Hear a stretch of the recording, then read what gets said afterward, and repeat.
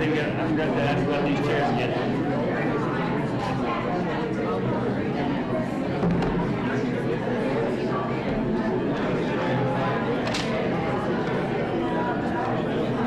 Hello, John.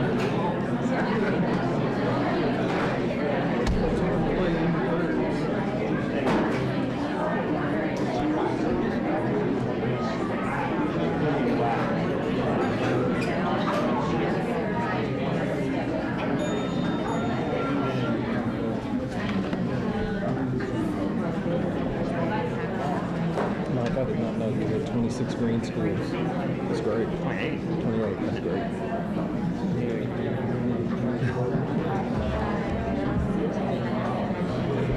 John, I put myself in. Yeah, but what is it with these tables?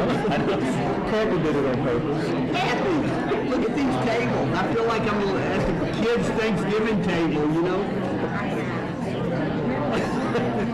Finally got moved to the big table, and it's a real big table.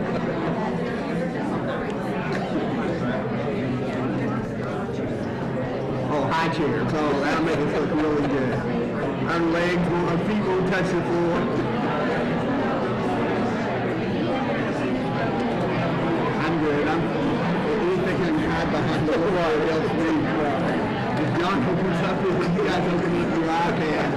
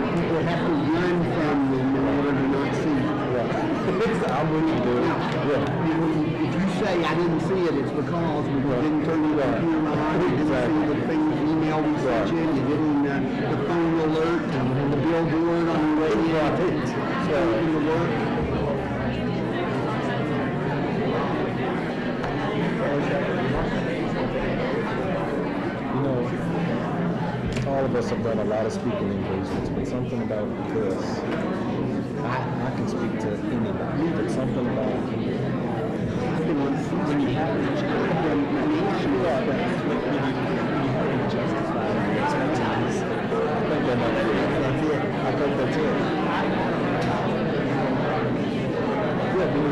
I mean, it's just like, why is this? I get in here and it's like I can't even. Everything I know, I suddenly do. Well, she could love it. It's because they asked.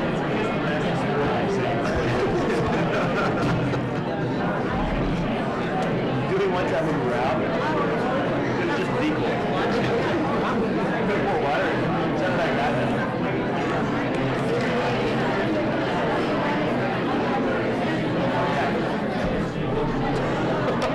Got to quasi decoy. That's it. I'm going to refill you the table. No, I'm good.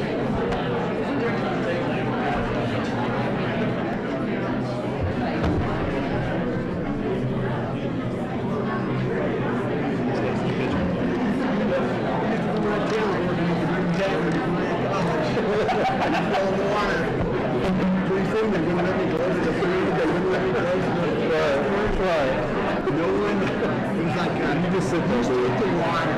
Just name the water.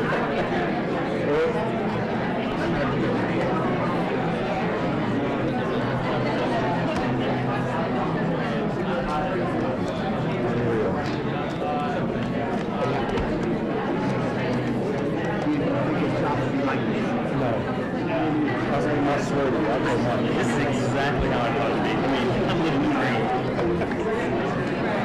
Never.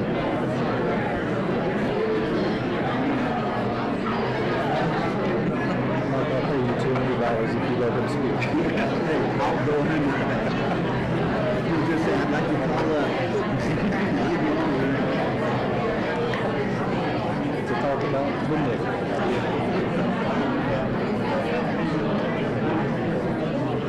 Yeah, Kevin. Good.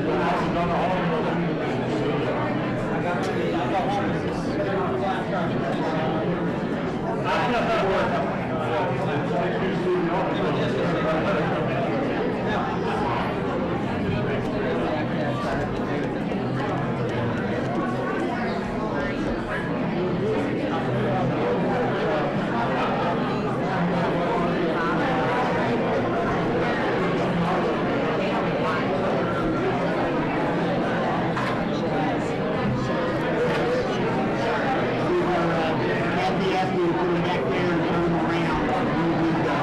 Move them out. And I may ask John and Michael to help me hold them. There's two of them. That's right. There's two of them. Not a problem. They did a nice job and take a look at that.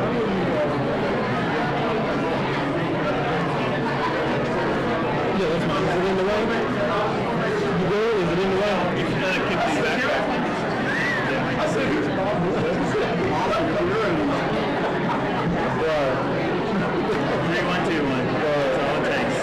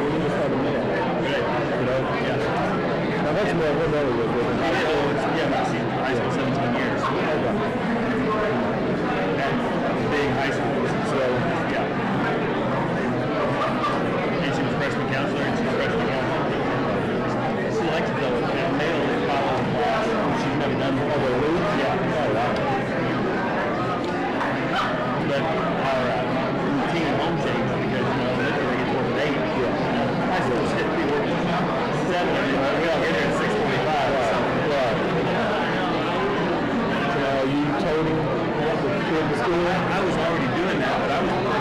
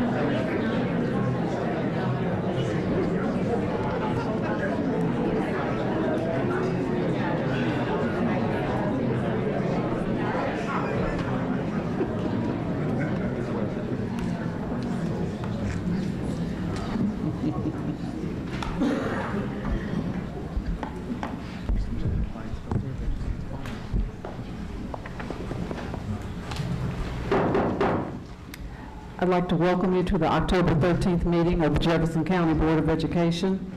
Prior to this meeting, the board held work sessions to discuss the strategic plan, Vision 2015, the Schools of Innovation, and the Superintendent Professional Growth and Effectiveness System.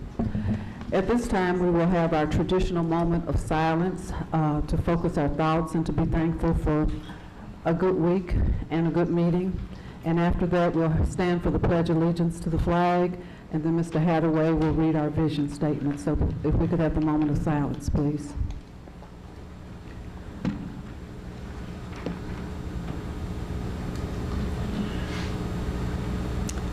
Please stand for the pledge.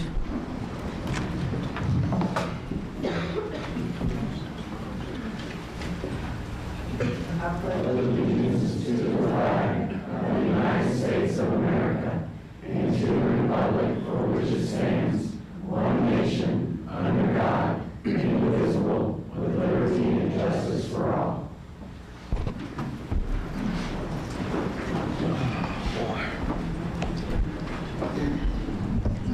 Mr. Hathaway.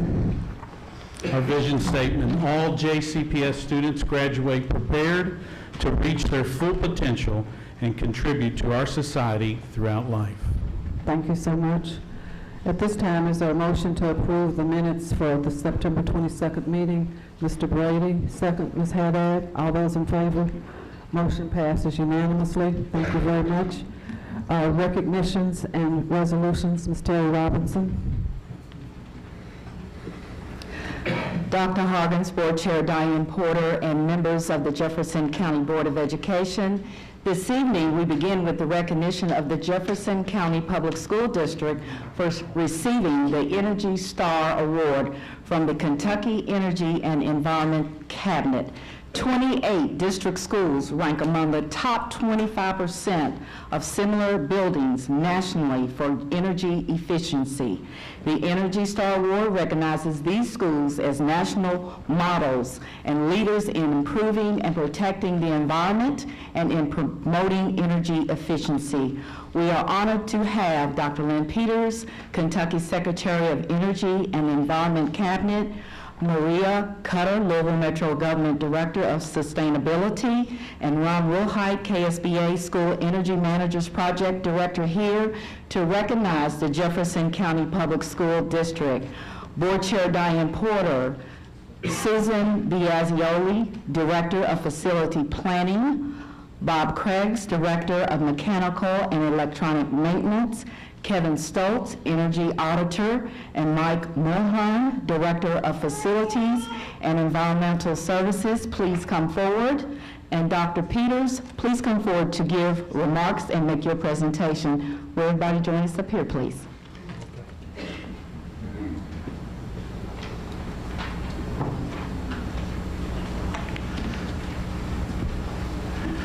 Thank you very much. Madam Superintendent, members of the board, it's really a pleasure to be here and talk just very, very briefly about Energy Star and what it means. Let me give you a statistic that's really important to Governor Beshear and to the state. When you look at the percentage of schools, K through 12 schools, in the state of Kentucky that are Energy Star, we are 4th in the nation. We aren't always at the bottom of things, and this is an area where we're very, very proud of what's going on. And we couldn't do it without the partnerships that we have with the various school boards, the Kentucky School Board Association. It really is, and it's a pleasure to be here with Maria Cutter and really further endorse what Mayor Fisher is doing in sustainability overall. It is a great partnership that we have with the Louisville community and with the state. But let me just very, very briefly, Energy Stars are a truly select group of schools. They are not only 30 to 40% more efficient, they have better indoor air quality and have less impact on the environment. Excellence of this caliber is really no accident. It comes from vision, comes from leadership as you move forward. So I want to commend the superintendent, I want to commend the board for really having the vision to support this program. And when you look at 28 new schools being Energy Star schools in the system, it is really a remarkable number. Let me give you just one example. One example of superior energy cost savings is Camera Middle School. In the summer of 2011, renovation of the school's mechanical system were completed. 2 years later, they received an Energy Star rating of 93. 93 means you're in the top 7% of all schools across the nation. That means that they are, in fact, using 44% less gas and electricity per month, saving the district more than $4,000 to $5,000 each and every month, so that those dollars can go into education and not simply into utilities. So in addition to the major renovations, they are creating efficiency practices involving teachers, students, and principals, and it's important to underline the students' part. The students take those messages home and really propagate the message and move it forward. So energy efficiency really does free up resources for the more important job of educating students. And we have shown, you have shown, that efficiency is not only doable, but is the right thing to do. It's good for students, good for the environment, and good for the budget at the end of the day. On behalf of Governor Steve Beshear and the Commonwealth of Kentucky, the Energy and Environment Cabinet and Kentucky School Boards Association offers your congratulations on earning the Energy Star for these 28 schools. So accepting this certificate on behalf of all 28 Energy Star schools are members of your staff, members of the Jefferson County Public School Facilities Team. Bob Krebs, Director for Mechanical and Electronic Maintenance, Susan Biasioli, Director for Facility Planning, Michael Mahern, Director for Facilities and Environmental Services, and Kevin Stoltz, Energy Auditor. So it's our pleasure to do this.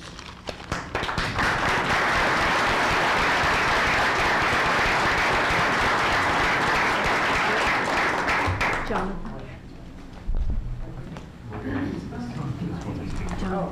get Dr. Hargins. Dr. Hargins? Dr. Hargins?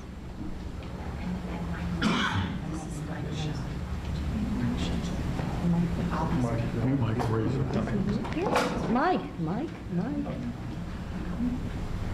I'll stand behind Mike. I try to avoid the real tall people.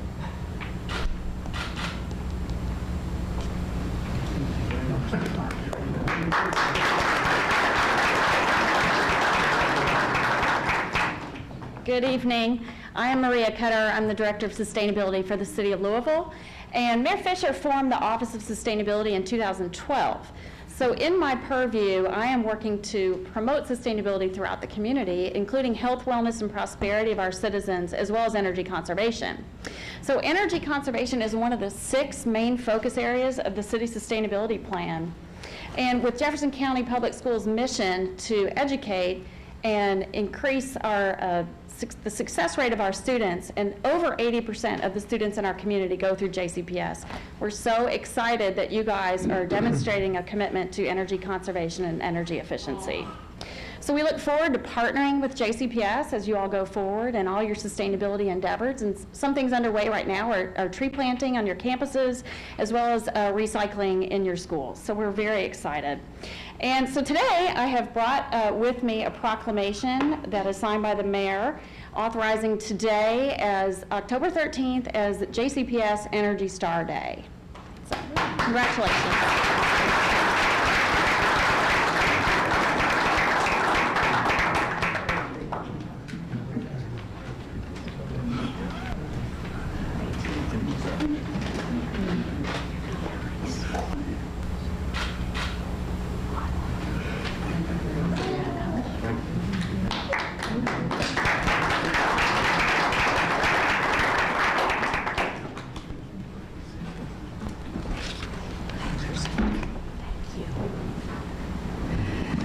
Next, we are extremely proud to recognize Greenwood Elementary School teacher Robin Ratliff for being named the 2014 Elementary Physical Education Teacher of the Year, and Westport Middle School teacher Suzanne Williams for being named the 2014 Secondary Physical Education Teacher of the Year by the Kentucky Association for Health, Physical Education, Recreation, and Dance. The Teacher of the Year Awards recognize physical education teachers who exemplify outstanding qualities and meritorious service by conducting a quality physical education program using numerous teaching methodologies and by planning creative learning experiences to meet the needs of all students.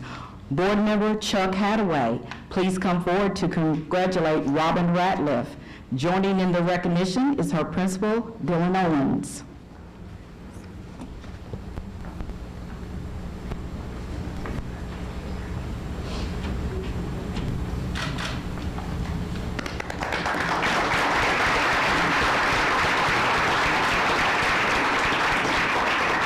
Board Member Debbie Westland, please come forward and congratulate Suzanne Williams. Joining in the recognition is her principal, Dr. Stacy Edelman.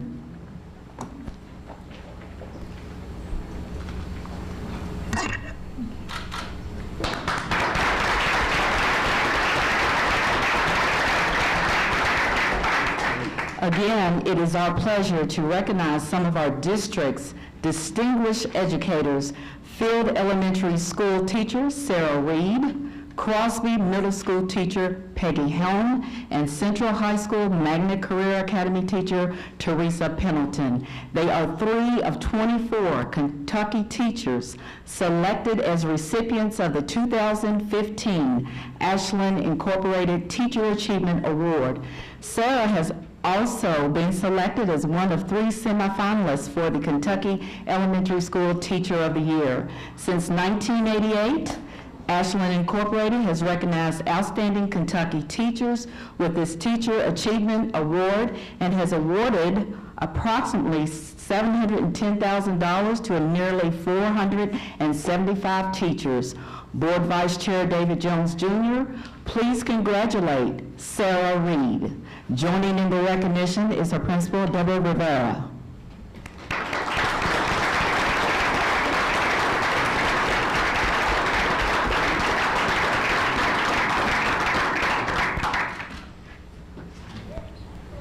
Board Member Debbie Westland, please congratulate Peggy Helm. Joining in the recognition is her principal, Michael Kelly.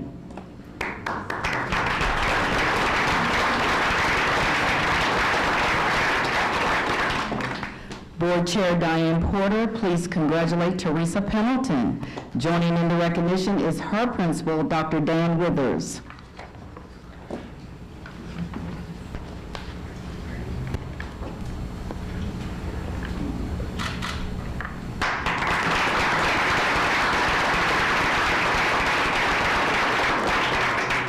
It is again our honor to recognize Robin Ratliff for another outstanding accomplishment. She is one of 50 distinguished teachers from across the United States and one of 2 Jefferson County Public School District teachers selected to serve a 2-year term on the Teacher Advisory Council for the Bill and Melinda Gates Foundation. The council was created to help in the foundation's ambitious effort to dramatically increase the number of U.S. students who graduate from high school ready for college and careers. A major part of the foundation strategy is to guarantee that all students have access to instruction from highly effective teachers in every class, every day, to meet its goal of more than 80% of students graduating prepared for college and career by 2025. Board Member Chuck Hadaway, please congratulate Robin Ratliff. Joining in the recognition is her principal, Dylan Owens.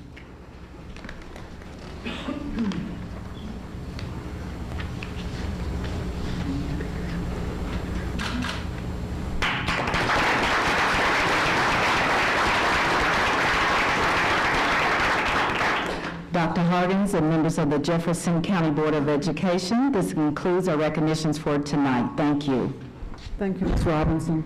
At this time, is there a motion to receive the recognitions? Mr. Brady, second. Mr. Jones, all those in favor? Motion passes unanimously. Thank you so much. At this time, after our recognitions, we allow a little break for everyone to leave. We usually say to students to go work on your homework, but for staff, we'll say to go rest and to prepare for tomorrow. And we're going to take a brief 5-minute intermission, and we'll be right back.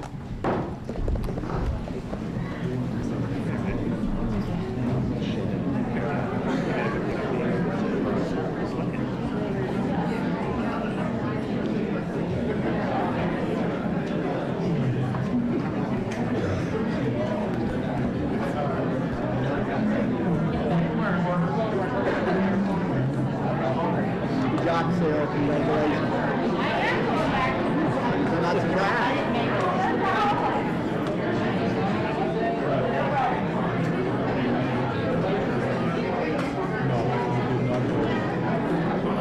Congratulations, Peggy.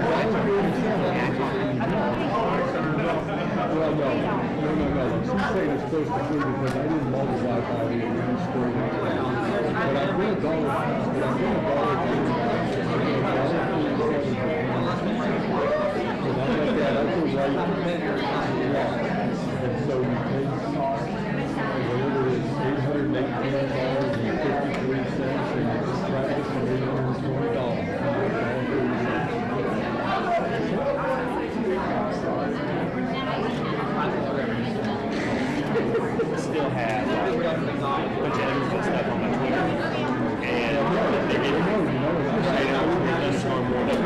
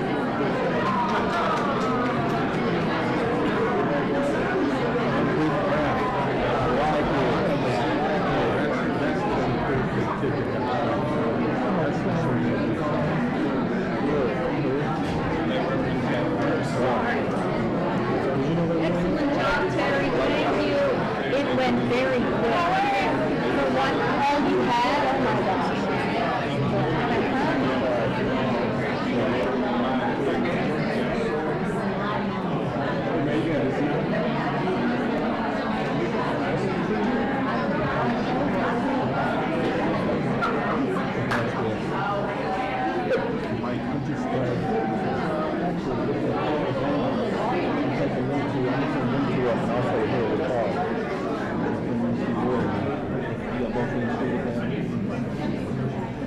You're on your own.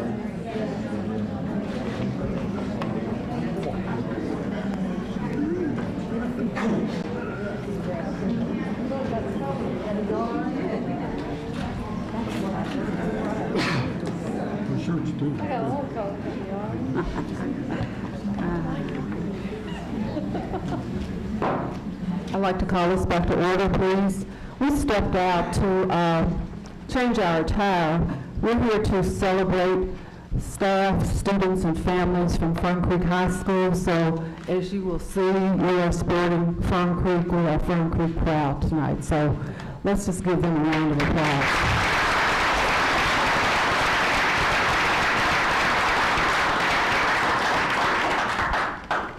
At this time, we will move on to the consent calendar and the superintendent's report. Dr. Hargens. Members of the board, it's my pleasure to call your attention to a few items of special interest. I want to congratulate Sarah Reed, Peggy Helm, and Teresa Pendleton for being recognized as outstanding teachers. Tonight, we're asking for approval for redesigning Maupin with the Waldorf concept. We were honored to have Dr. Floyd, Dr. Holliday's chief of staff, walk us through the new statewide superintendent evaluation tool, and we'll be asking for board approval for that on October 27th. The Street Academy contracts are on the consent agenda for approval. This is about extending learning time and support for students in need and at risk. I like to call them students at promise. This has been improved to link this outreach directly to 4 schools where relationships and communication can be strengthened between Street Academy and the school. And this work is aligned with the city's zones of hope. As we develop the 15-16 short-term budget, there's also a contract to provide expertise to help us align our funding to research-based effective practices. And as you recall, at our last board meeting, you approved an $820 raise for each JCPS teacher. What this means is that our lowest paid teachers, making just over $40,000, received over a 2% raise, while our highest paid teachers, making over $82,000, received only slightly more than a 1% raise. In keeping with our strategic plan, this innovative agreement was designed to help JCPS attract and retain new and talented teachers. Our agreements with our other bargaining groups state that they will receive the same percentage increase. Tonight, I recommend you approve an additional 0.36% raise for all other employee groups. That same overall percentage increase received by teachers. It should be again noted, and this board commended, that this was all made possible without raising taxes. And I just want to remind you all that a response to the state audit was sent to State Auditor Adam Edlin on June 24th, 2014. That was actually within 30 days of receiving the audit report. And I want the board to know that we began work immediately. Provided in your packet, you'll find a high-level overview of the progress on each finding based on the recommendations with the finding. And what I'll be doing in the superintendent's report at every report is highlighting an item that's been worked on. But you can see great progress and great action immediately. So Chairwoman Porter, at this time, I recommend the consent calendar for the board's consideration. Thank you, Dr. Hargens. I'll ask if there are any consent items to be pulled down, but we also have a speaker on one of the consent items. So are there any items to be pulled down? Starting with Mr. Brady. Items I, M, Q, R, and T.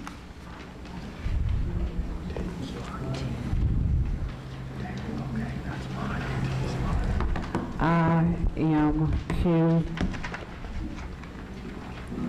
One more. R, and T.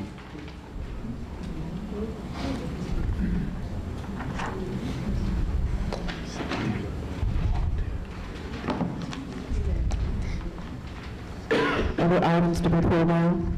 Ms. Duncan? E and M7. Did you say D or E? E. E. And after that? M7.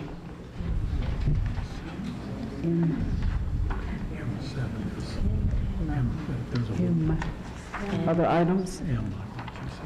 Okay, at this time, we do have a speaker this evening, Dr. Madeline Hicks. Dr. Madeline Maupin Hicks. Thank you for being here tonight. Each speaker is allowed 3 minutes to address the board. At the end of 2.5 minutes, a bell will sound once. You will then have 30 seconds to finish your statement. At the end of 3 minutes, the bell will sound twice, indicating that your time is up.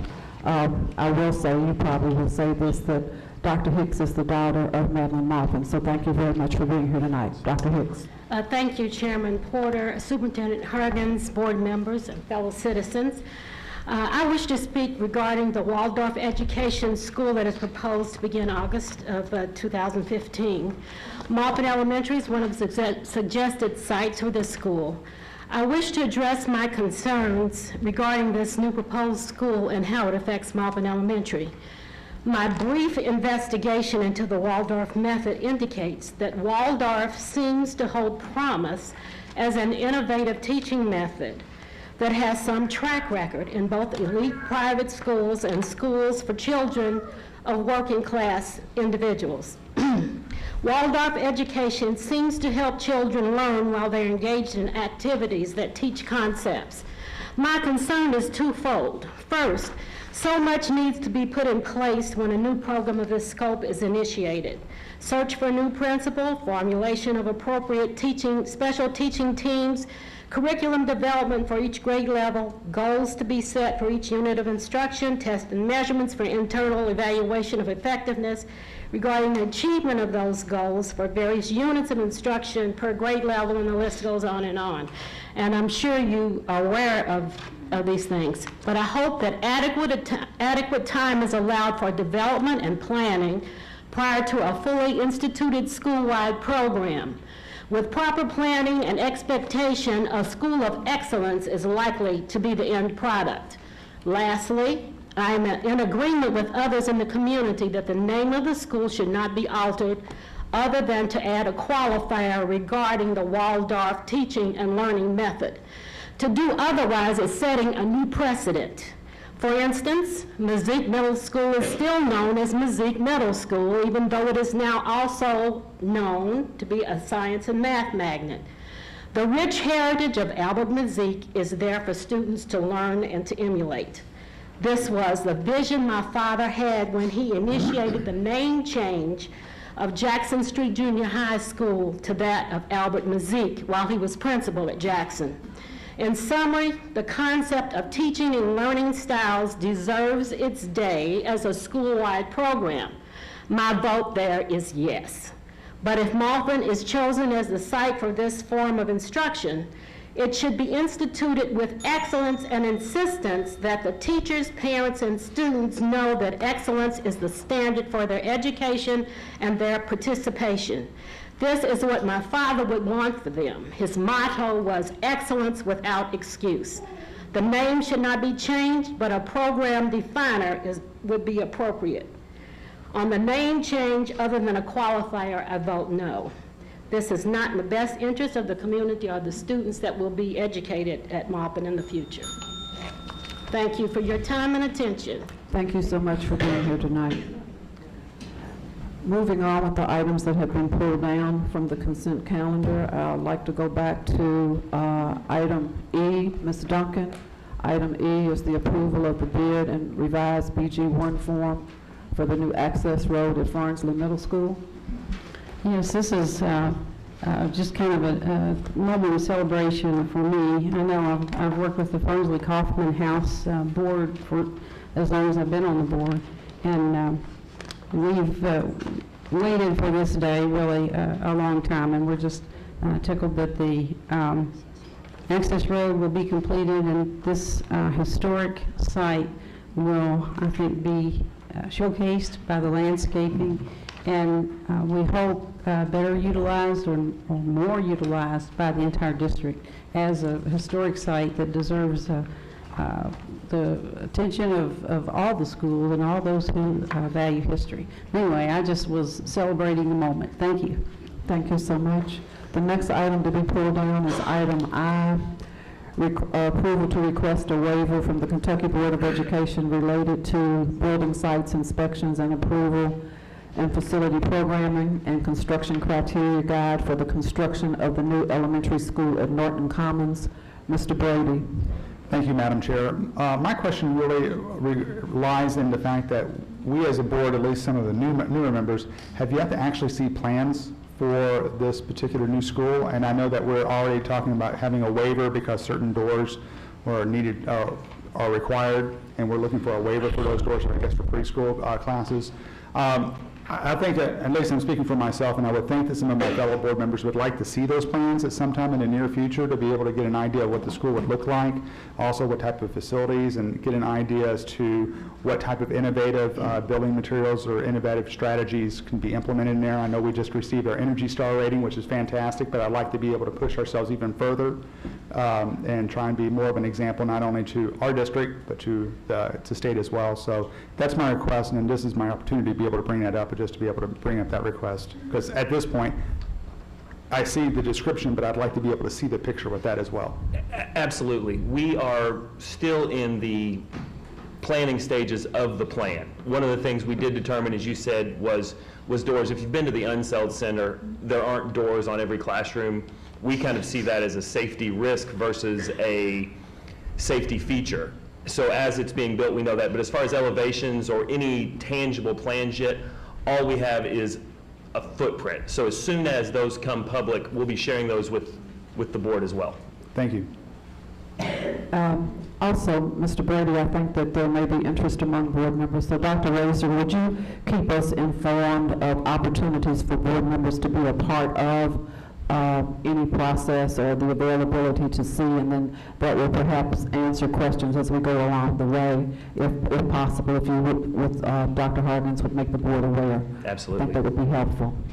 Thank you. The next item is M, approval of professional services contract. I don't exactly know which one, but Mr. Brady and Ms. Duncan. Mr. Brady first.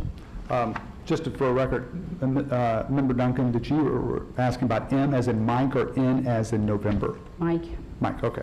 Under item M, what I'm referring to specifically would be the Street Academy contracts. And I have expressed concern in the past, especially last year I voted against the Street Academy. I've had an opportunity to talk to John Marshall about the Street Academy, and I'd like that for Dr. Marshall, if you would, just to kind of give us a brief synopsis and an overview of what's different between the older version of the Street Academy versus the newer version of the Street Academy, and some of the strategies in which we're going to overcome some of the challenges that were presented from the previous version.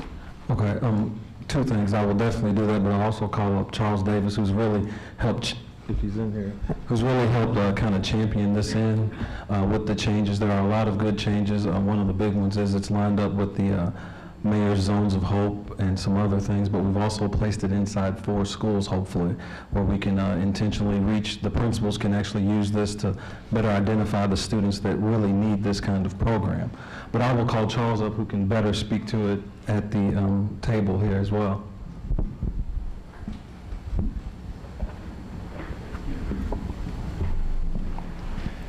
Good evening, everyone, and good evening, Board Member Brady.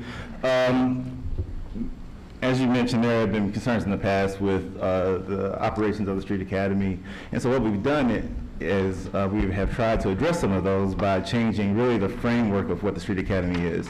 So previously, if you all are familiar, it's been at 2 elementary schools that operate on a Saturday 4-hour programming model. Many of the pieces of data that we have are impacted by the fact that the schools were just basically programming sites. So the young people who actually attend that school were not necessarily involved or engaged in that model. So what we've done is we've chosen 4 new schools, and as John Marshall indicated, they are aligned with Mayor Fisher's Zones of Hope, championed by Anthony Smith. So what we've done is we've chosen 4 schools, 1 in each of those Zones of Hope, and we are going to be identifying young people who actually attend that school. So it does a couple of things. 1, those schools have relatively high populations of African American males. 2, those schools have very high reside areas, so the distance between home and school will not be as great as the previous model. And 3, we are engaging school administration to have some skin in the game, if you will, to begin to identify the young people in their school who really they feel have the most needs. So looking at that model will cut down transportation times. It'll be an after-school model, so we won't be competing with just things that grocery shopping or basketball or whatever families have to do on Saturdays, and it will be 2 hours a day for twice a week. So we're increasing the actual number of young people that are being served, we're increasing the span of sites, and we are cutting down the transportation times and impact on families. Okay, and I know we had some discussions also about having goals and having some, a way of being able to circle back and see the results and evaluate the effectiveness of the program. And I just want to say, for me, I appreciate that opportunity and look forward to seeing how these results will pan out in the future. Absolutely. Thank you. Ms. Hyder. Thank you. I had the opportunity to visit Rangeland, which is in my district, and I saw it before the changes, but I saw the difference it's making for young men. It was a very impressive program, and I'm glad that we're going to continue and even add more to it because it's really important. But it is important work, and they're making a difference. You know, we stay one child at a time, and they're making it for a lot of kids. So I'm glad you are going to include the kids that go to those schools. But it really is important. Thank you for the work that they all do. It was really exciting. And to the young people who come, because some of them may not want to, but they do, they come because it's an important place to be. And they feel like they're getting mentored and getting help from people. So I'm glad that we're going to keep on improving it. You know, we can always do that, but it was good the way it was for me. Thank you. Absolutely. Thank you.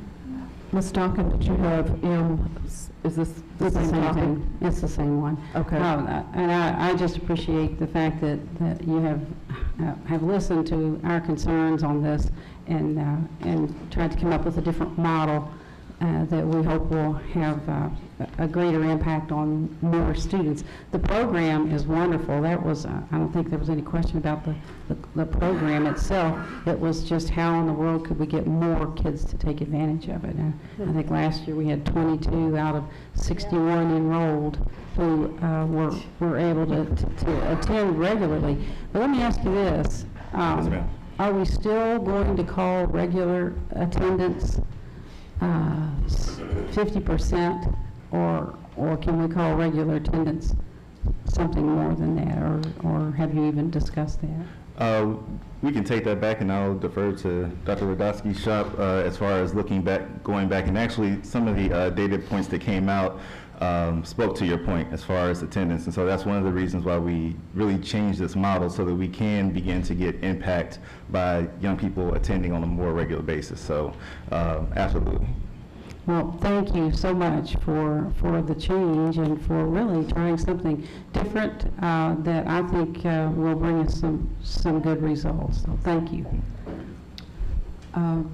Mr. Davis, would you introduce the young men that are with you that came to the table? And I assume they're a part of the Street Academy. If they could tell us their name and the school that they attend and their grade, please.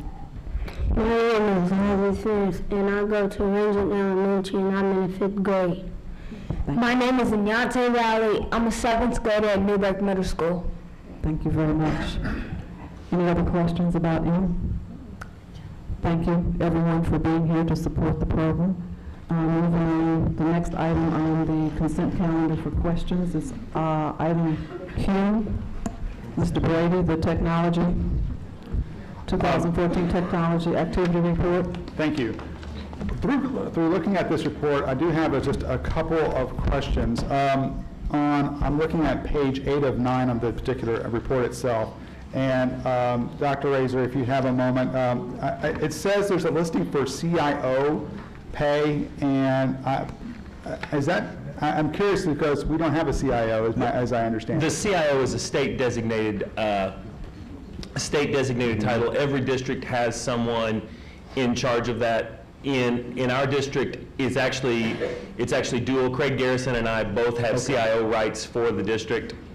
I noticed that you were listed as CIO, so I know that kind of falls under your, and I know Craig does a lot of stuff as Director of Technology. And there seems to be, there's some CATS dollars that's allotted to it, but that's not the full part of the $80,000 that goes toward that.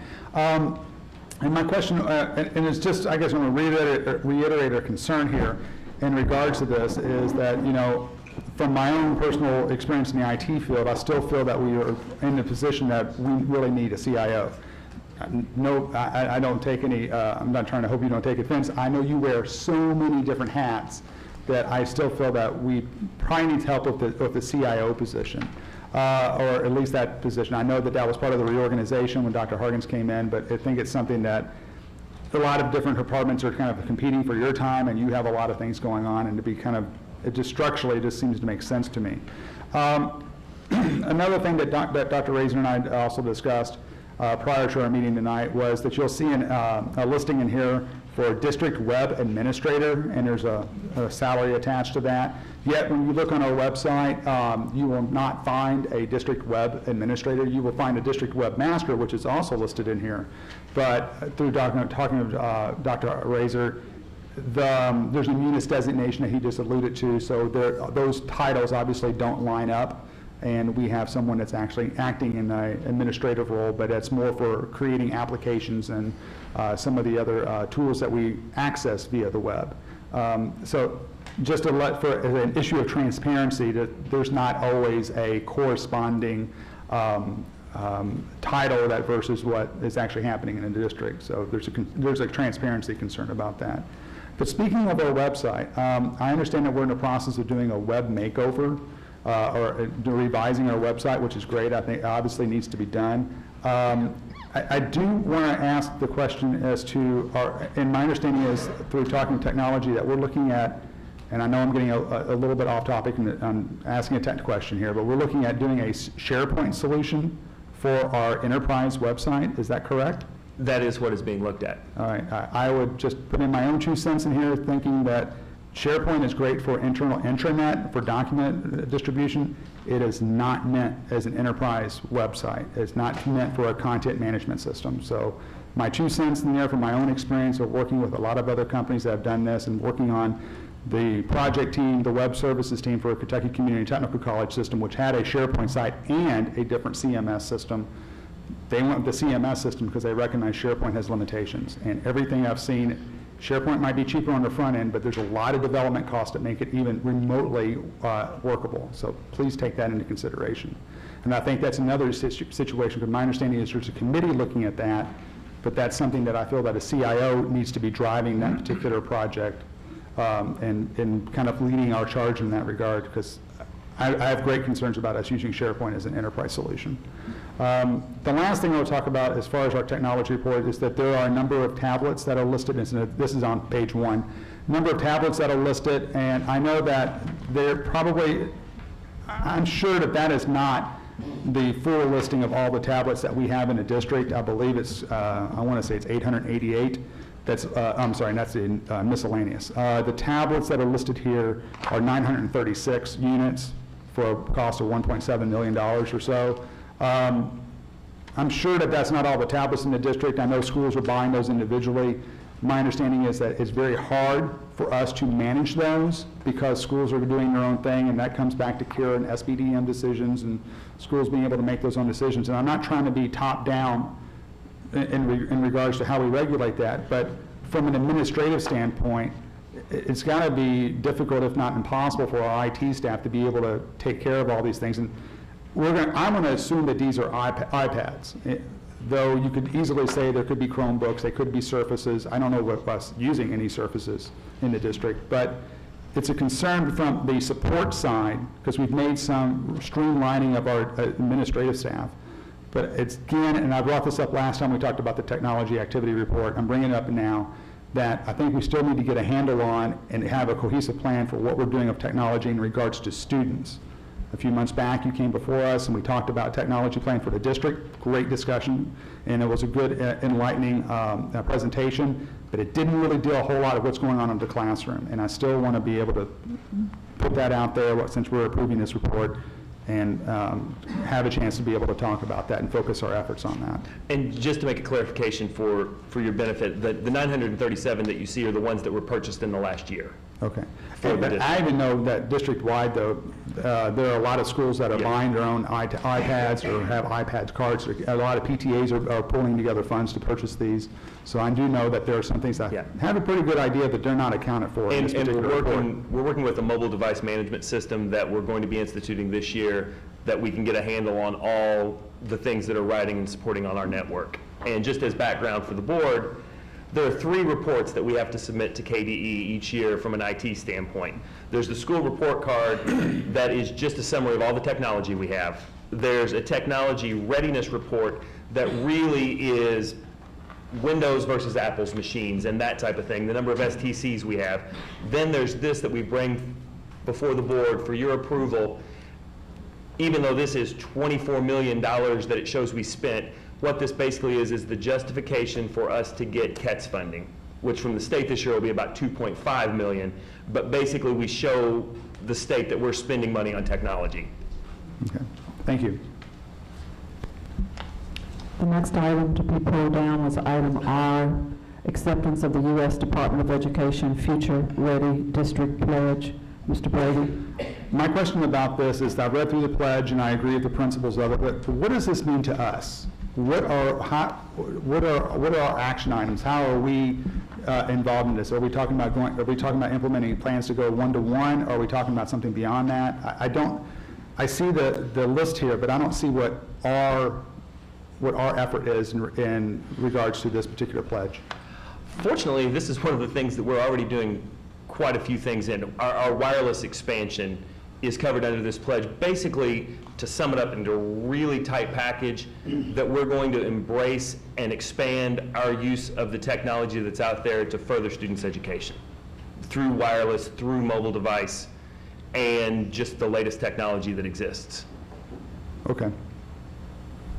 Okay, the next item is T, approval of boundaries for Alex P. Kennedy Elementary School. Mr. Brady.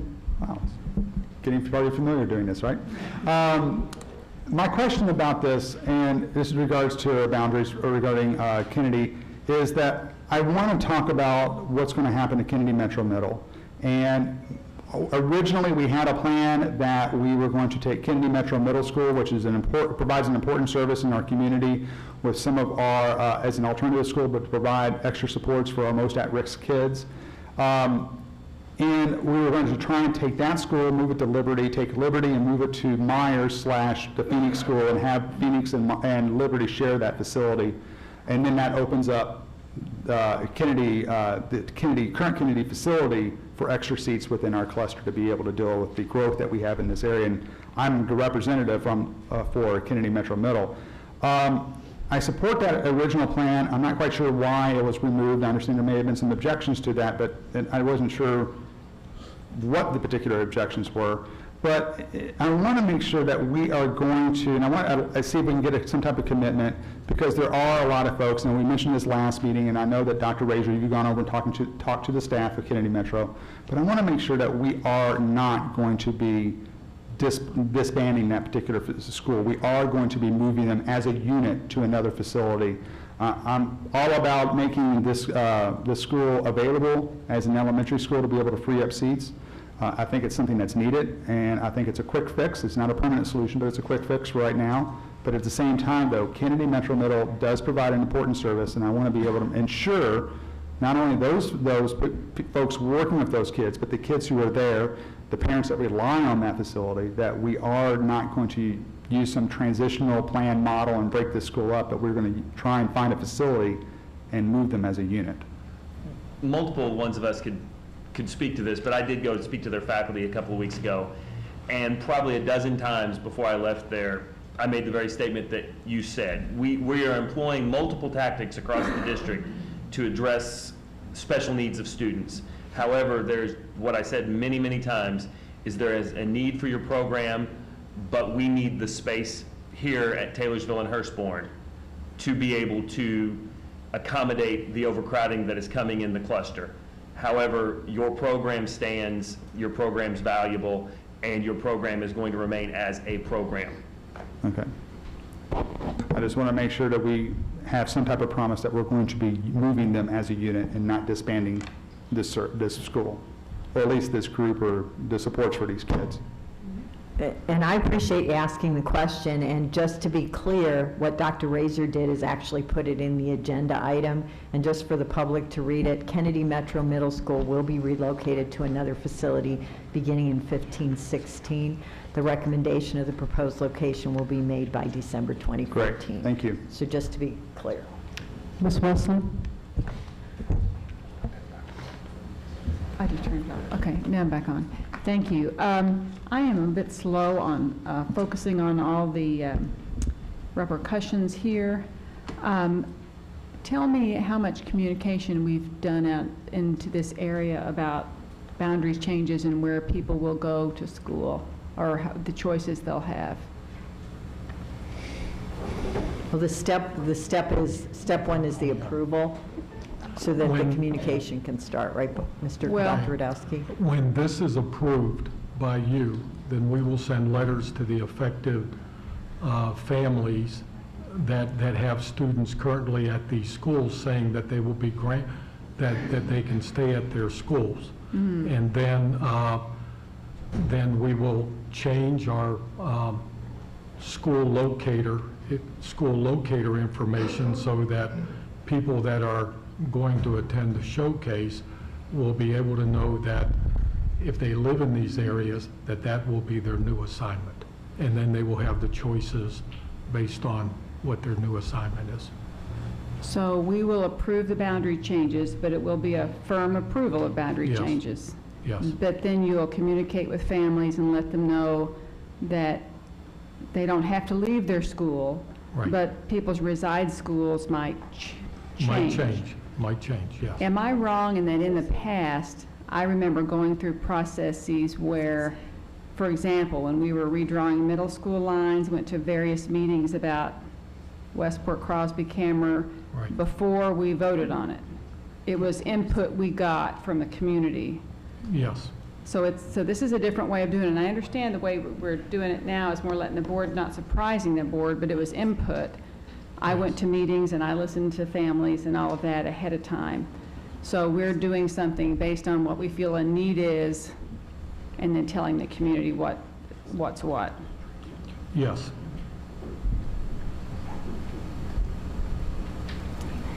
Okay. Okay. Let me think about that a minute. That's different, right? Mostly. It is different. It is different. I'd like to hear what other board members think about that. If they think anything. Because that means, people, we haven't given them a chance to, And now, we're doing this because we need another elementary space, right? We have projected, we have projected that we need the space by 2017. Right. It was And that, we have talked about that, and we have had a sort of a general proposed plan on how to change the boundaries since the facilities report that we gave you asking to make Alex Kennedy an elementary school. And what this does is this gives more specifics around a general drawing that we gave you. Right. No, and I remember all that, and I know that this is cost effective because we're using, what you recommended was we need 2 new elementary schools. Yes. And this ensures we don't have to build a second one. Yeah. So there is that, and so we're doing it for solid reasons. It's just we're making a decision and we're telling the community, here are the new boundaries for you. But we're grandfathering. Yes, so that takes care of anybody who. And this would be effective next year. So when showcase in November, it will be. It will be part of the showcase process where families can come in and they can ask the demographic people based on their address, what is my reside school? They will be told that. They will be given their options based on that. And then they can go visit the schools. And they'll be told that Kennedy is a brand new school. Yes. And we don't have, I'm not making this a negative thing, but currently there's no staff for you to talk with, but you'd be involved with a new school. Yes. A brand new school, you could be part of making a new school, right? Yes. Okay. Mr. Jones? So you asked for the opinions of other board members. My opinion is this is a matter that is given to the expert knowledge of the management of the organization, and if they are not smarter than I am about these issues, then we're all in deep trouble. So, we've already made the decision to, add to the capacity of elementary schools, and, let's roll. Right. The one difference, Dina was pointing out to me, the one difference between the middle school example and in this elementary example is that at middle school, we basically assign based on reside area. At the elementary level, we have a reside address, but you get choices of 6 or 7 schools. So your reside school might change, but your choices might be the same. So that's one of the differences here. Okay? Ms. Haddad, are these schools all in the same cluster? No. Okay. So it would be a couple of clusters that would be affected? Yes. Yeah, okay. Mr. Brady? One small question. Will this assignment or this change to the assignment plan, will that prolong, and you probably don't know this, Bob, but will that prolong our transfer points for transportation? Or if you haven't thought about that, I'm just curious. This is just a little bit of speculation. It shouldn't, given the small number of students they are and the close proximity that all those schools are in relation to each other. There might be, again, just pure speculation, there might be a drop-off at one building, then a drop-off at another, and we do that in some circumstances when schools are close by. But no, this shouldn't extend in just this isolated incident, the depots. Good. Okay, at this point, I will accept a motion to vote on the consent calendar except item M, 7, 8, 9, and 10, because I cannot vote on that. So is there a motion to approve the consent calendar? Mr. Jones, second. Ms. Haddad? There's a motion, there's a second. Ms. Haddad, all those in favor? I can vote on that. That's unanimous. Thank you. Is there a motion for the consent item M? Ms. Haddad, second. Mr. Jones, all those in favor? Okay, it's unanimous, and I abstain from the vote. Just for clarification, I sit on the Urban League board, and I am not able to vote on that because of me sitting on the board. So thank you so much. Now that it's passed, I would like to say that the Street Academy is a valuable tool for young men. And Ms. Haddad, thank you so much last year for coming to visit the program. I would encourage everybody to come visit the program, not just board members.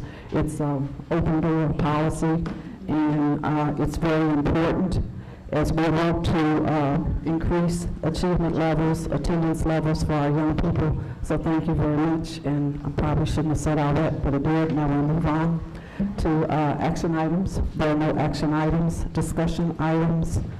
Report on the 2013-14 accountability results. Thank you, Chair Porter. And Dr. Radowski and Dr. Hensley and I are going to triple team this, because what we're going to do is give you the accountability results, but we're going to go deeper than we did when we first received them. And let's make the connection between how the results are going to inform action and what we do. So we have a PowerPoint, and you have a copy, board members have a copy of the PowerPoint. So what we're going to do is go over the accountability results and trends by level, progress in reaching delivery targets. So some of it's review, but update on the priority schools. What's working, what we know is working, and we talked a little bit about that with the strategic plan, but next steps. What are we going to do because of the data? So as everyone knows, we were fortunate the second time in a row, and I shouldn't say fortunate because it was intentional work, to meet the target that the Kentucky Department of Education set for Jefferson County. And each of the areas of the accountability model we saw progress in. Everyone knows also that we're at the 6th percentile rank. When I came to the district, we were at the 9th percentile rank. We moved 23rd, 35th, and with this latest results, we're at the 51st percentile. This is a closer look, and you see the charts up there on the wall of just elementary schools and 1-year trends and 2-year trends. And what you can see on this chart is the improvement in both reading and math, really in a 2-year trend. Middle schools, you can also see the trend over 1 year and over 2 years. And just to remind everybody, we adopted, or Kentucky adopted the core standards in 11-12. Then we had 1 year from our baseline, 12-13. What we just received is the second year from our baseline. So we're looking from the baseline to the trend data. And we see improvements in reading and math as well on the middle school level. And then on the high school level, high school is determined by end of course tests. And you can see, so a small number of students are tested, but the real improvement on the high school level is in college and career readiness and in graduation rate. And we're going to talk about those improvements. So Kentucky sets targets for us. So what we want to emphasize here, that for elementary schools, the purple bar is what our target was. So our target was 51%. And that is based on achieving 100% of our students proficient by 2022. So what we reached on the elementary school level was 48% of our students reached that standard of proficient or distinguished.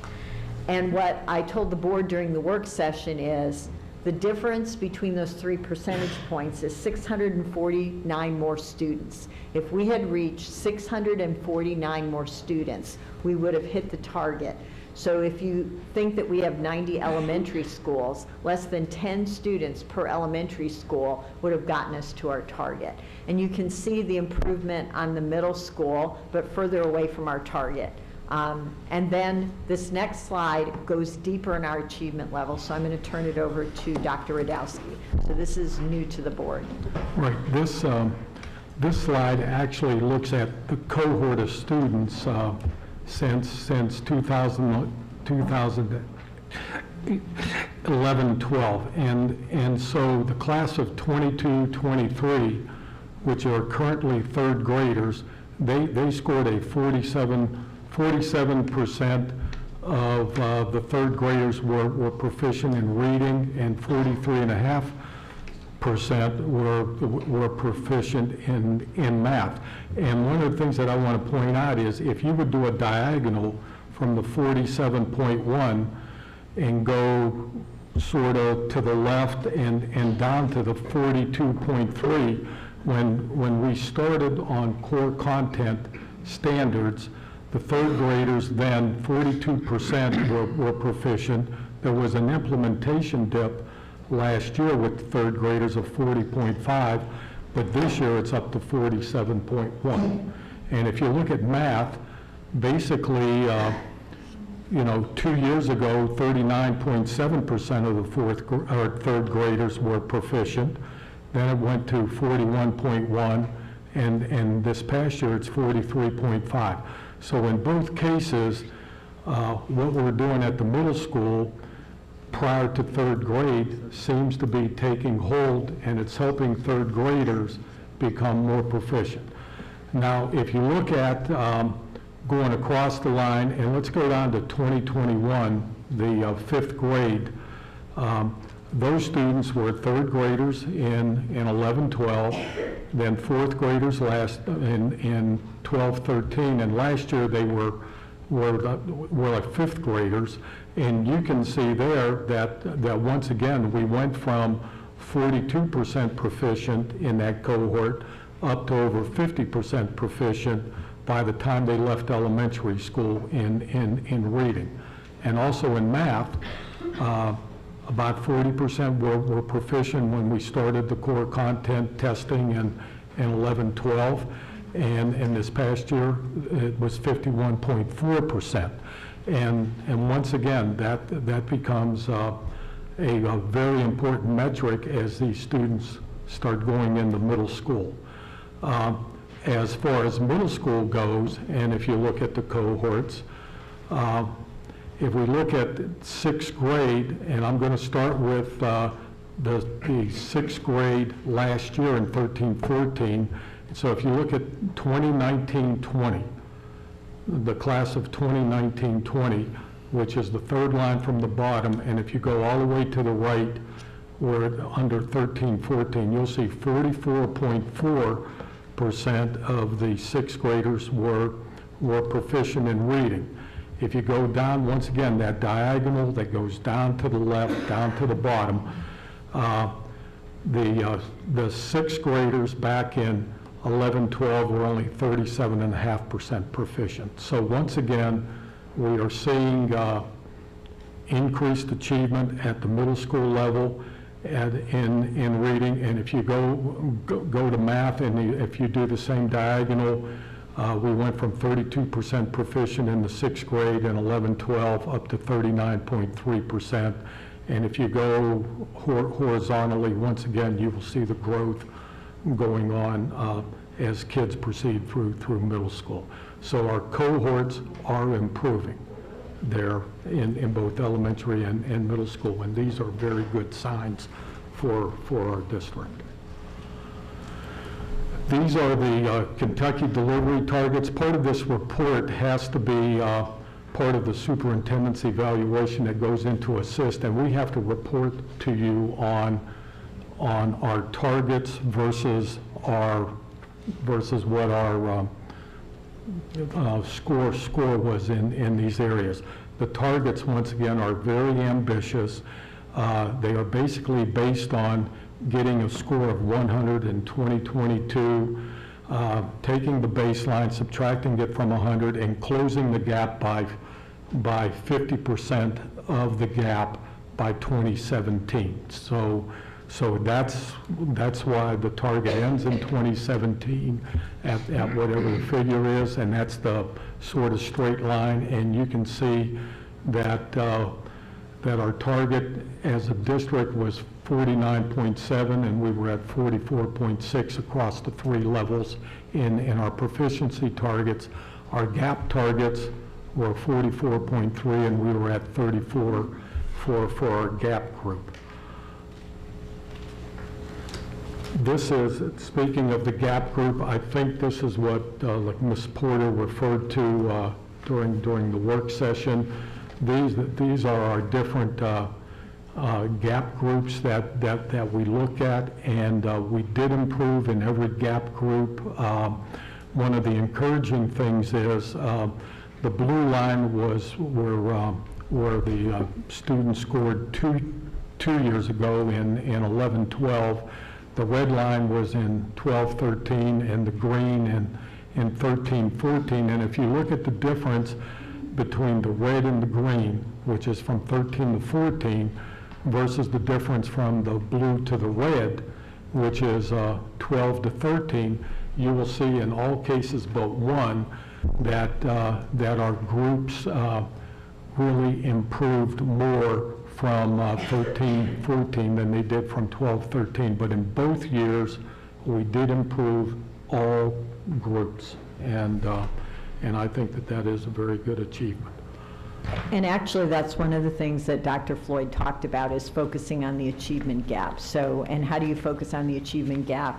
I know Dr. Hensley would say name and claim every student and focus on the needs of every student.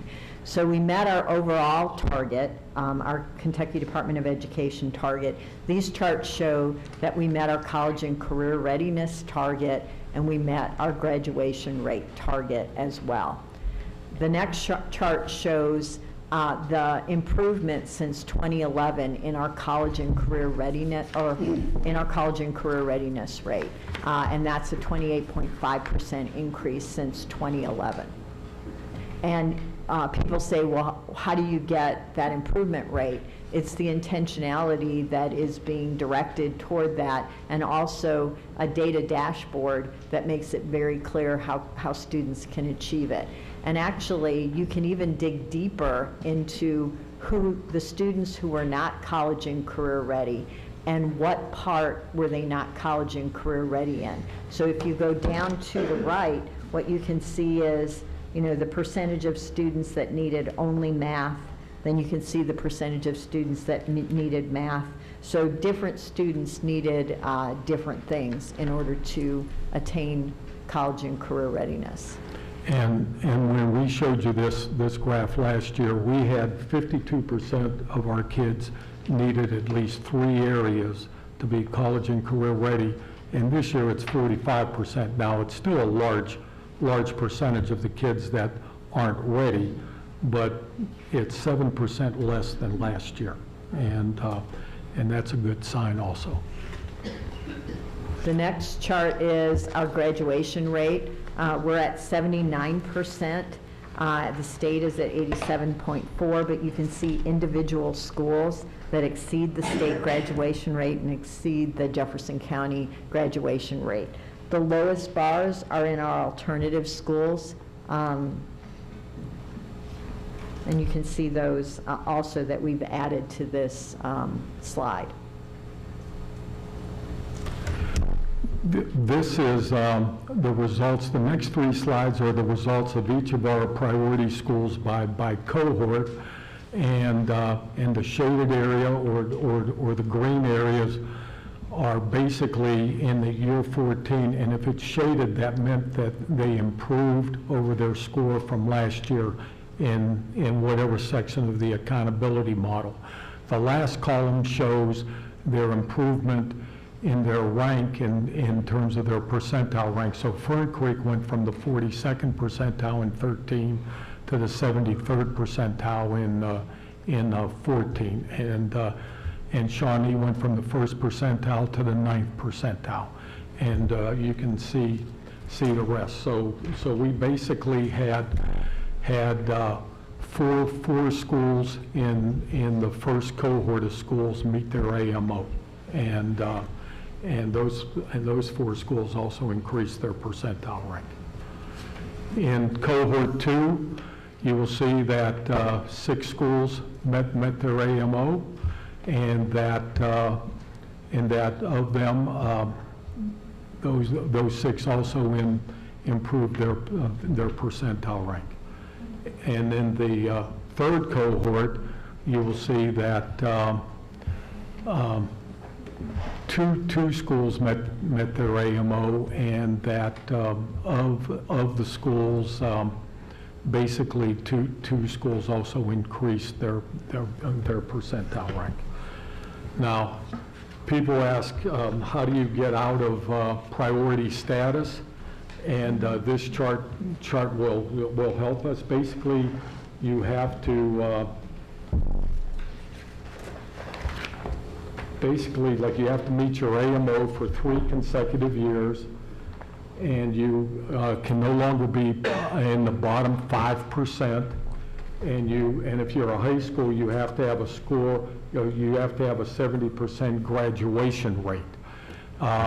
If you look at this, we actually have 6 schools that, if they do as well this next year, they can exit priority status. And those 6 schools are Fern Creek High School, Doss High School, Fairdale High School, Southern High School, Wagner High School, and Western Middle School. And so those schools can, they're on the cusp of getting out of priority status. And I believe that the progress that they made the past two years, that they have the systems in place that I think that they're going to make it. So, anyways. And we'll turn it over to Dr. Hensley to talk about the intentionality and what's working. Certainly what's working first and foremost are great teachers and great leaders inside schools doing the work every single day. What we've attempted to do, and we're seeing that works, is in effect coherence. That having a very intentional plan where we support schools, where we do the kind of things that we've done, which is provide them with data that they need, build professional learning communities in phases, and move them forward and empower them to take risks around professional learning communities. Helping them to use formative assessment so they can name and claim each kid, so that they can look at what kids are below the standard and develop plans, deep implementation planning processes that get those kids across the line. We see that all those things work. Using our partners effectively certainly works. We've attempted to differentiate for schools in a very meaningful way. So using data, we've identified schools that need differentiated attention, whether it's more coaching from the assistant superintendent or the ETC, the evaluation transition coordinator, whether it's a school that needs student response team support and training with PBIS, or whether it's a principal that in school that hits data points that needs them to be in a school improvement academy, where we talk about how to become change agents and how to really embed change inside the culture of a school.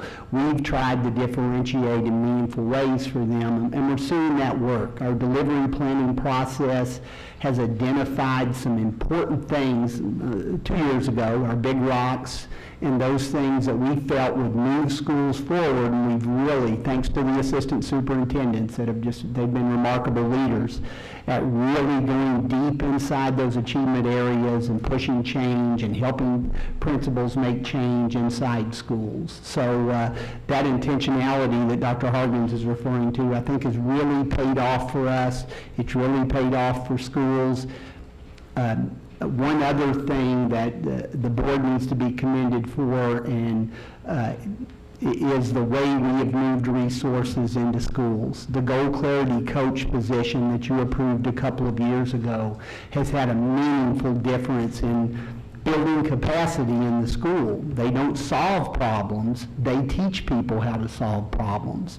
They really coach those professional learning communities to develop just great teachers. Sarah Reed, that was here today, was at Field Elementary, who's a school that's had remarkable work with professional learning communities, and her talent and her growth in that process and her work with the Goal Clarity Coach, the principal will tell you, has been a major success that has led that school to make remarkable, very powerful gains. So all of that intentionality has really paid off as we become, we become a school system instead of a system of schools. Well, and last year, I guess after the 12-13 school year, 75 of our schools met their targets. We increased that by 20 schools, so 95 of the schools met their target. So when I sit at graduation, I think about the students who crossed the stage and you celebrate with them, but you think about the students who didn't. So we had 45 schools that did not make their AMO. Some of the schools improved but didn't make their AMO. So I asked Dr. Hensley, and he did a fabulous job, draw us a picture of the differentiated support that will be provided for the 45 schools that did not make their AMO. And we have the chart back here, and I think we're going to get some assistance. These gentlemen follow me around, and they're like Secret Service. They look tough. Yeah, they look tough. Oh, yeah. Yeah, that's not really a compliment. And certainly, however you're comfortable, John, I really just want you to get the gist. Are you trying to? Now you're in the middle. Okay. I just want you to get the gist of what we're trying to do. On your left column, or this one, middle schools and high schools did not meet annual measurable objectives. So we've identified those schools. Many of them made gains. Many of them are working really hard, and these are great schools that it's our responsibility to help them to figure out how to support planning and determine what they need inside the school in terms of professional development resources, whatever that they actually need in order to move forward. And I'm fortunate. I've got people like Karen Branham and Suzanne Wright and great specialists and others who are assistant superintendents who are phenomenal at school turnaround and helping these schools. We've been able to create a structure that gives them the opportunity to do that really well. So you see the schools that we have that didn't reach AMO, and across the top are listings of different strategies and attention that we're providing to them. Thank you. So across the top, just a listing, like in schools that have new principals, we have a special training program for them, where we're drawing them in and trying to support them as they acclimate to being a principal. Of course, our PBIS work across the board, in many of these schools, we've been able to change behaviors and get systems and supports in place so they can intervene with students in a positive way and change the culture in the building. We have a long way to go. You know the numbers on our suspensions and those kinds of things, but in the long run, this will make a real difference. And in many schools, individual schools, it's making an incredible difference already. Our different literacy projects, our school improvement academy, transition centers, for example, is something we've planted inside schools that are going to help these schools that didn't reach AMO remarkably. On the elementary school side, it's the same thing, where we have the schools that did not reach AMO and the different strategies across the top, and you can see which schools are involved in those particular initiatives or strategies to help support them. Over here are other things that are more individualized for schools. Some schools have we call them big rocks, of course. I've asked the assistant superintendents to use this process. It's PIA. It's prepare, inquire, and act. And it's a way to analyze data to come up with your own needs. So inside all the schools, they're doing a PIA process in order to see what their big rocks are, and then we've created this on top of that when they identify their big rocks of ways we can possibly help them. So this differentiated support for the non-AMO schools, along with the things we already have in progress that we know are going to make a big difference. The third grade pledge, for example. We know that working with close reading and different reading initiatives, we're truly going to move that target toward ensuring every third grader is reading on grade level. We believe that's the best thing we could do for our high schools, would be to have third graders reading on grade level. It'll take a little while, but by the time they get there, our middle schools and high schools will reap great benefits from that third grade pledge. Plenty of other things that we have going on. Of course, our Encircle Each Kid program, where we're naming and claiming schools in effect and getting supports in there, whether all of the different processes, our professional learning community phases, we continue to train them and ramp it up. So more and more schools they've got the foundation for it. They've been doing it going on 3 years now. We can continue to improve that process because all the research shows us what kind of impact that can have on student achievement. So my point is, the gist of this is that we have differentiated and have a very intentional delivery plan on how we're supporting and helping each school and how we're continuing the big initiatives that we're moving forward. So what we'll be able to do is bring you process outcomes and support outcomes of what support is being provided for the individual schools who did not make their AMO. So we'll be talking to you more about what we're doing. And Dr. Harkins, one other thing that we haven't talked a whole lot about, but it's just the equivalent to all these academic-based kinds of things and behavioral kind, is just the sense of belonging and supports we've put in from academic supports in our schools. In ensuring that we're responding to mental health needs, ensuring that we're responding to crisis, every possible way we're ensuring that schools get supports that they need, including and I believe it ultimately will lead to greater student achievement, but in our ways, we're a much more compassionate and responsive school district than we were. So that really talks about the next steps. Obviously, another school improvement academy, working with PLCs, assessment analysis, the professional growth and evaluation system. That is huge, and Dr. Floyd talked about it, is define what it looks like, give everybody an opportunity to get better every day. So that is huge for a district this size. School supports teams, professional development, and of course, Dr. Hensley talked about goal clarity coaches. So that's where we are, but more importantly, what are we going to do about it?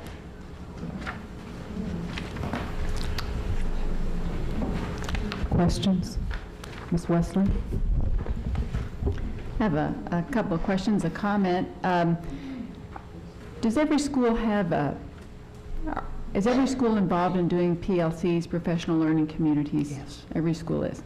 I have a little story. Last week I was at a school that made great gains, and I got a chance to chat with a Gold Clarity coach as I was leaving, and I asked her, to what do you attribute your great gains? And she said, you know, when the PLCs first started, people thought, another meeting, you know that, right?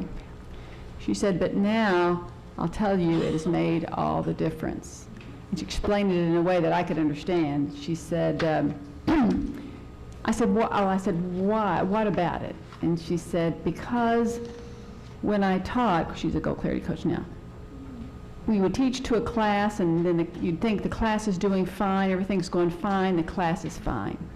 She said, but now we focus on individual children, and we do it as a team. She said it makes all the difference. And I thought about name them, claim them, and all of that. And I think the mantras do make a difference, that everybody knows that you say better teaching and more classrooms more of the time, and name them and claim them, and all of that makes a difference. It's cheers make a difference, you know, and strategies make a big difference. So that PLC story was it. That's what she said. I didn't prompt her at all. But that's teamwork. And I wanted to ask you, you talked a little bit about the school improvement academies. That's what SIA means on this list here. Right. How many schools, I've highlighted them, but I didn't count them. How many schools have those or are involved in that? And is that something that looks like a lot of them met their goals?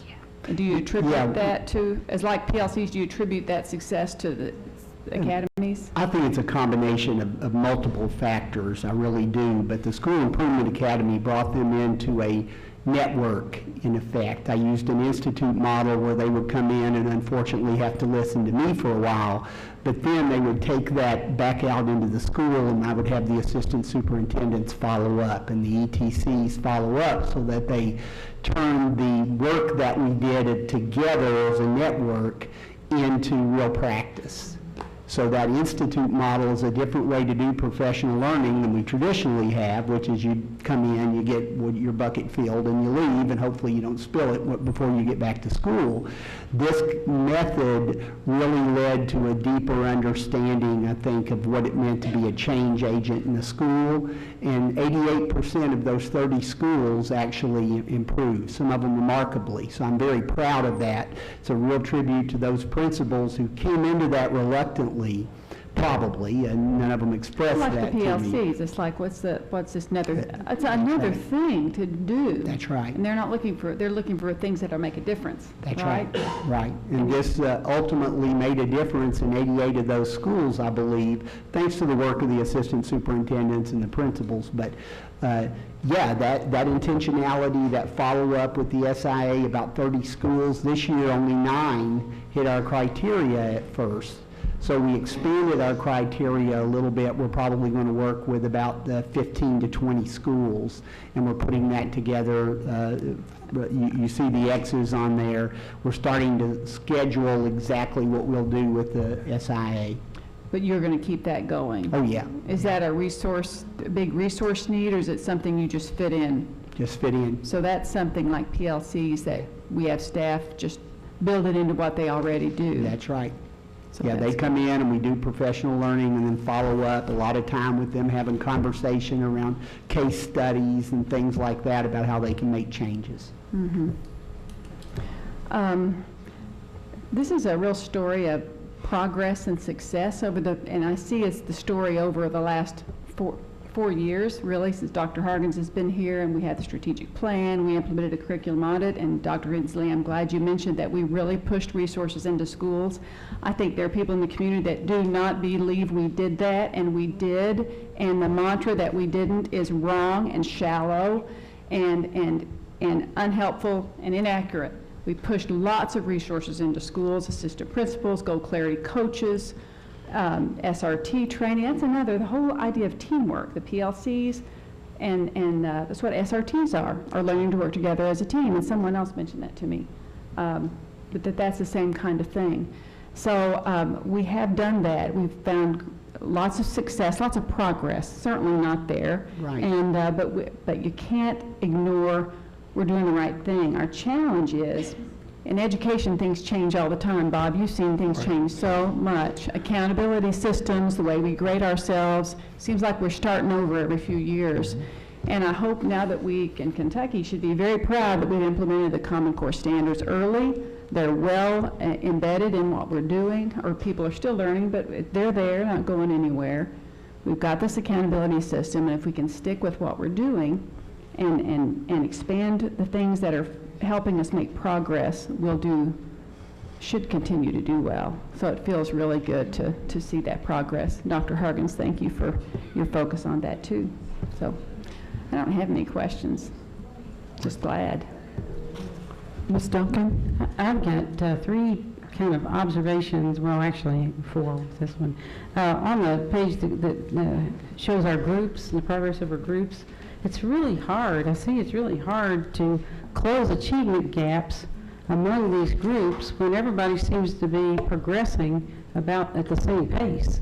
I mean, we've got every group progressing just about at the same pace. And so, Ms. Duncan, what we attempted from the beginning, because of that problem, to redefine the achievement gap and what exactly it means. And this is happening nationally, but I like to think we're a leader in making this happen. And redefining the achievement gap, instead of groups against each other, but it's redefined as a student group's distance from the proficiency line.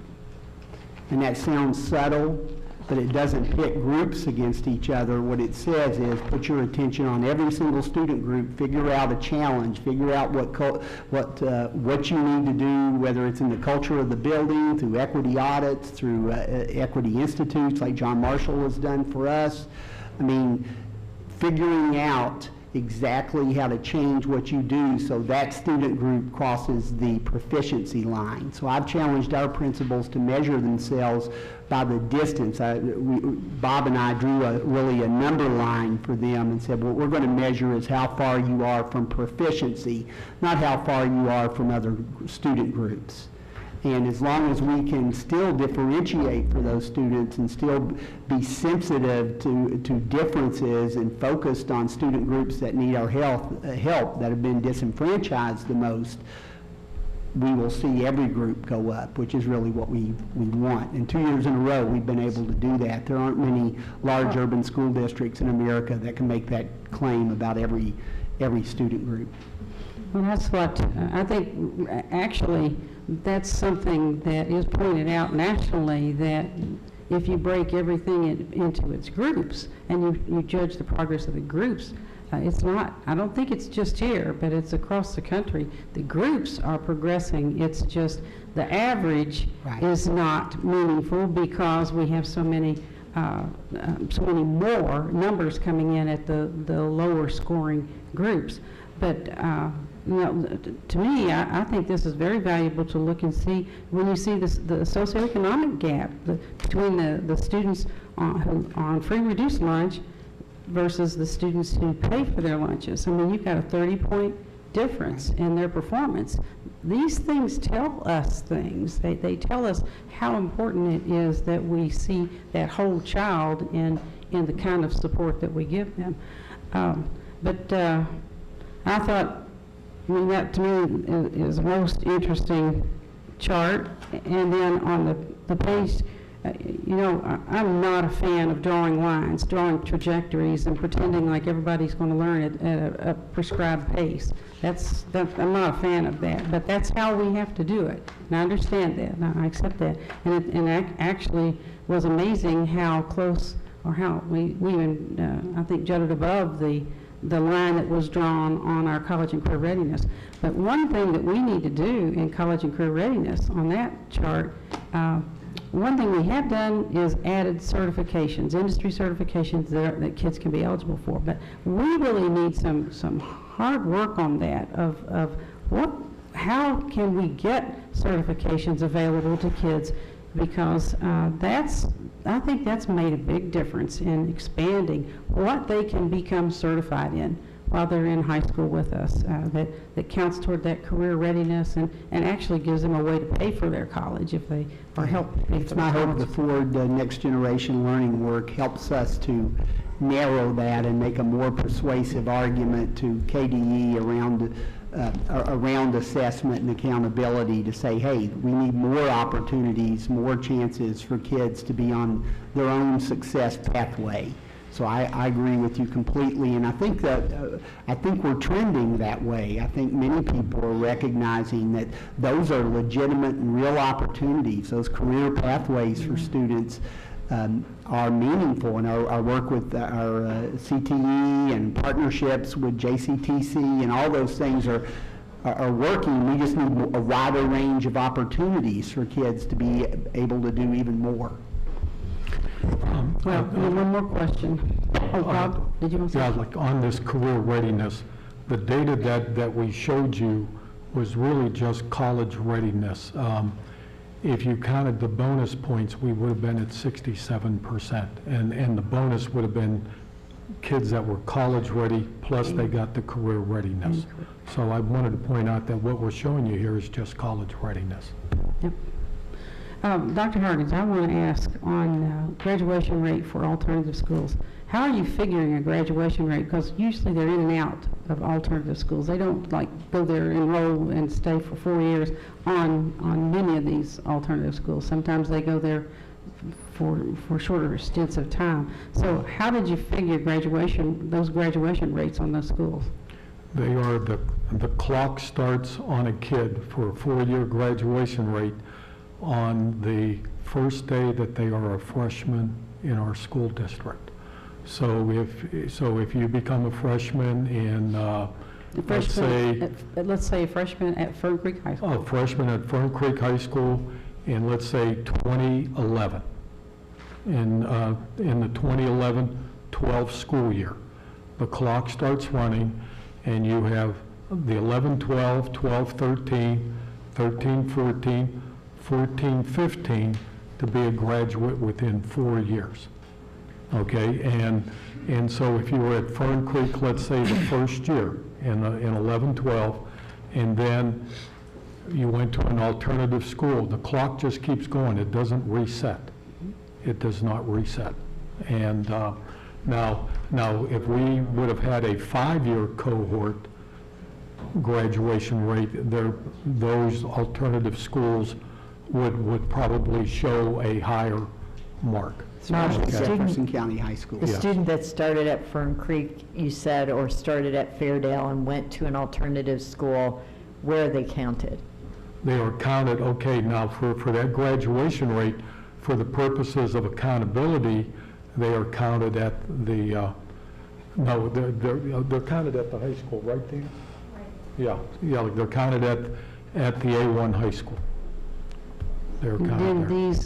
these graduation rates for the alternative schools, Right. I'm not sure where they're coming from. I mean, Well, they're not going back to their, are you saying they graduate from the alternative school, or they go back to their school and it depends on where they first started. Some kids never go to an A1 school. They are in the alternative system the whole time. And then that represents the percentage Yes. of those kids who have been, are accountable to the alternative schools. Yeah.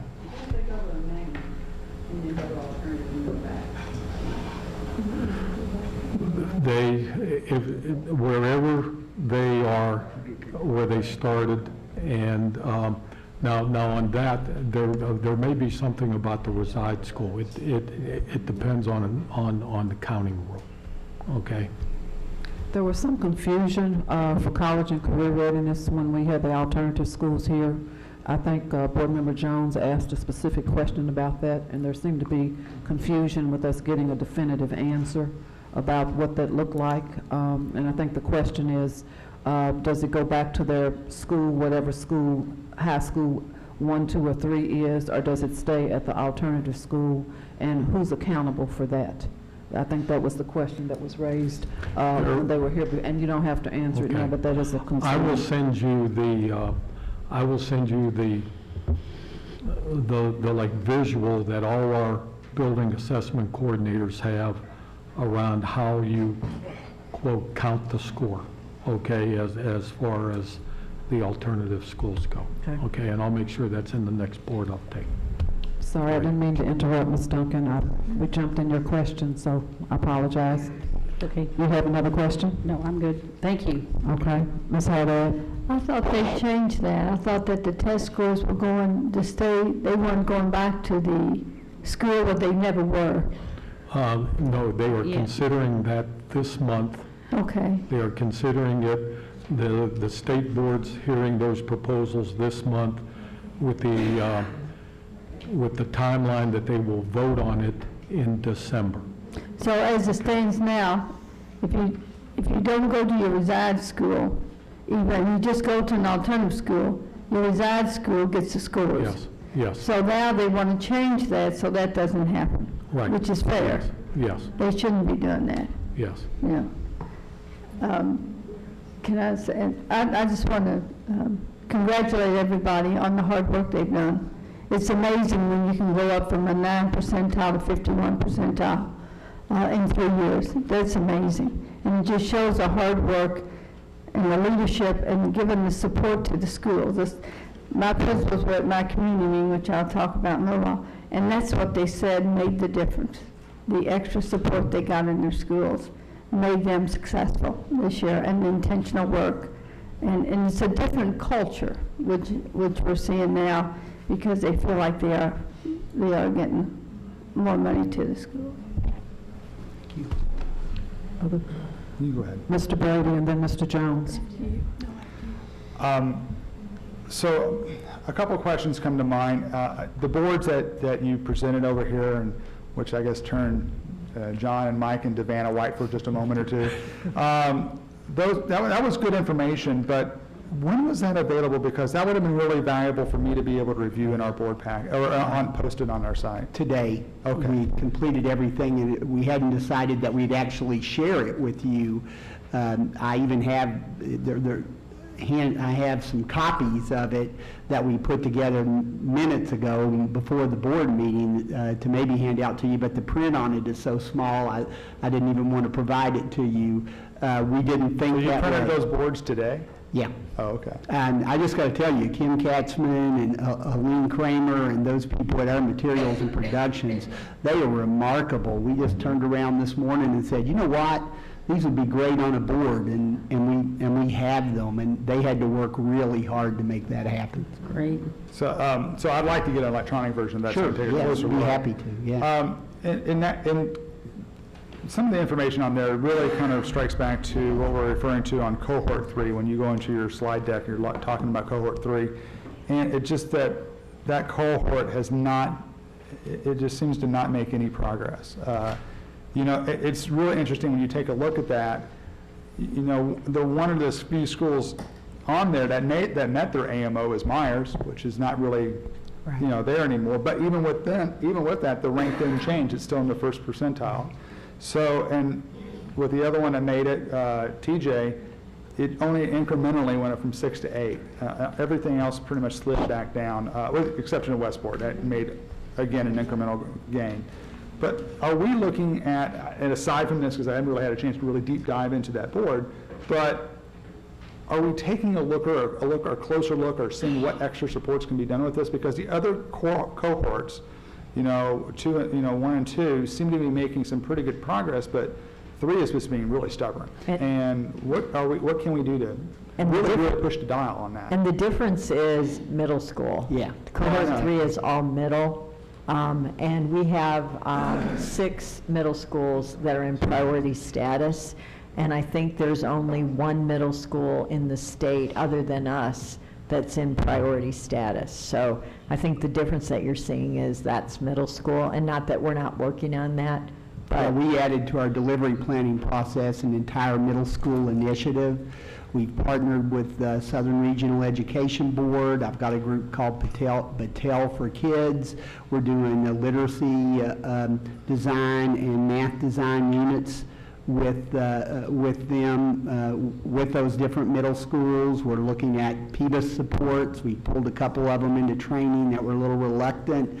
Yeah, we have a full-scale approach now, a coherent approach, really focusing on middle schools. It's on all the assistant superintendents' priority lists of where their work needs to be, or a lot of it needs to be this school year. But you put your finger right on something, as did Dr. Hargens, that our middle schools are different.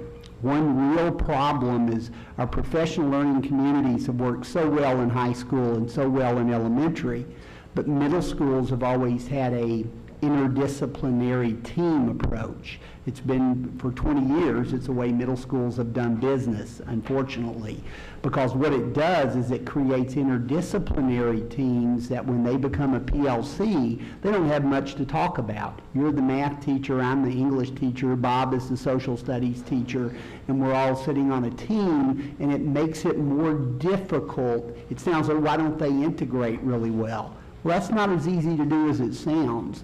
And middle schools have really struggled to adapt super well to the PLC process. Now, we've seen some gains, some schools doing some good stuff. Lassiter last year had good gains with their PLCs as part of the DeFore group, our pilot schools, but overall, they haven't been able to quite have as much efficacy with that system as the middle school, as the high schools and elementaries have.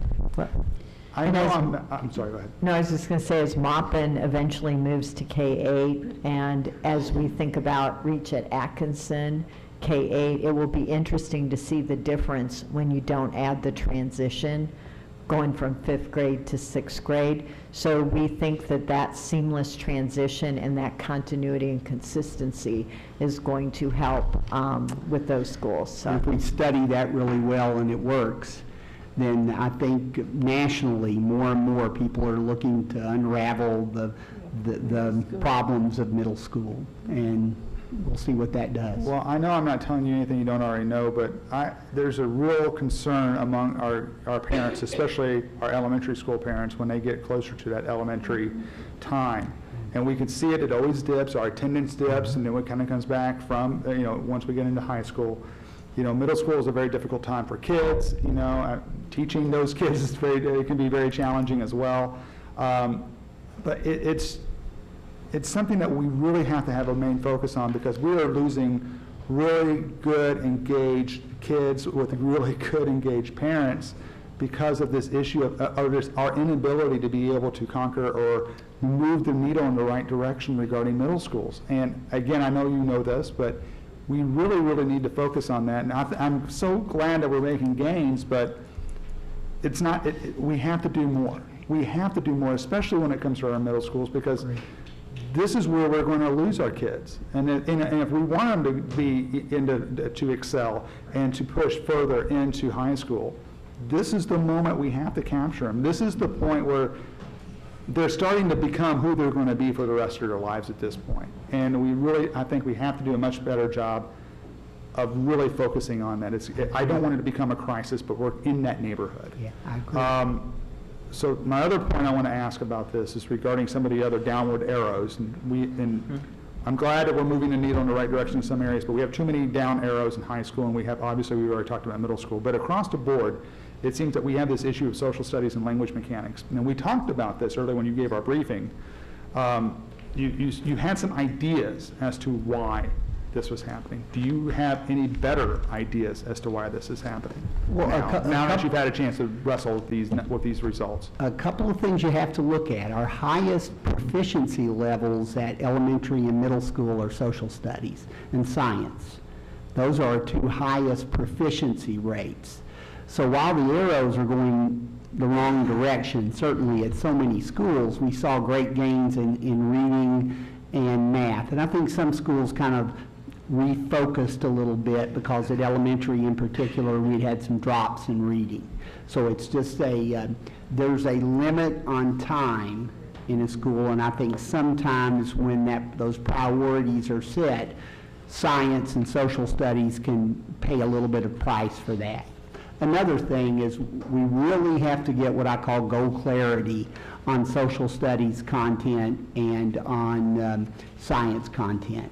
While we've done a good job with creative and interesting lessons, which is a very good thing, and we engage kids to some degree usually, we really have to get focused on what is it kids are expected to know and do with science and social studies, and really have that goal clarity so that we're actually, what we teach is congruent with what's expected to be learned.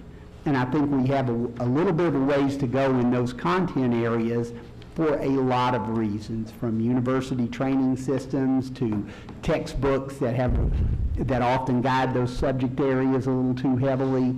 A lot of reasons for that, but we're putting together task force and focus groups, bringing in the teachers and goal clarity coaches and principals in those schools that had gains, to see, okay, what can you teach us while everybody else was going backwards in social studies? What were you doing that was so different, so that we can learn from them? So we're going to try to cross-pollinate some of the lessons of social studies and science across our district from those schools.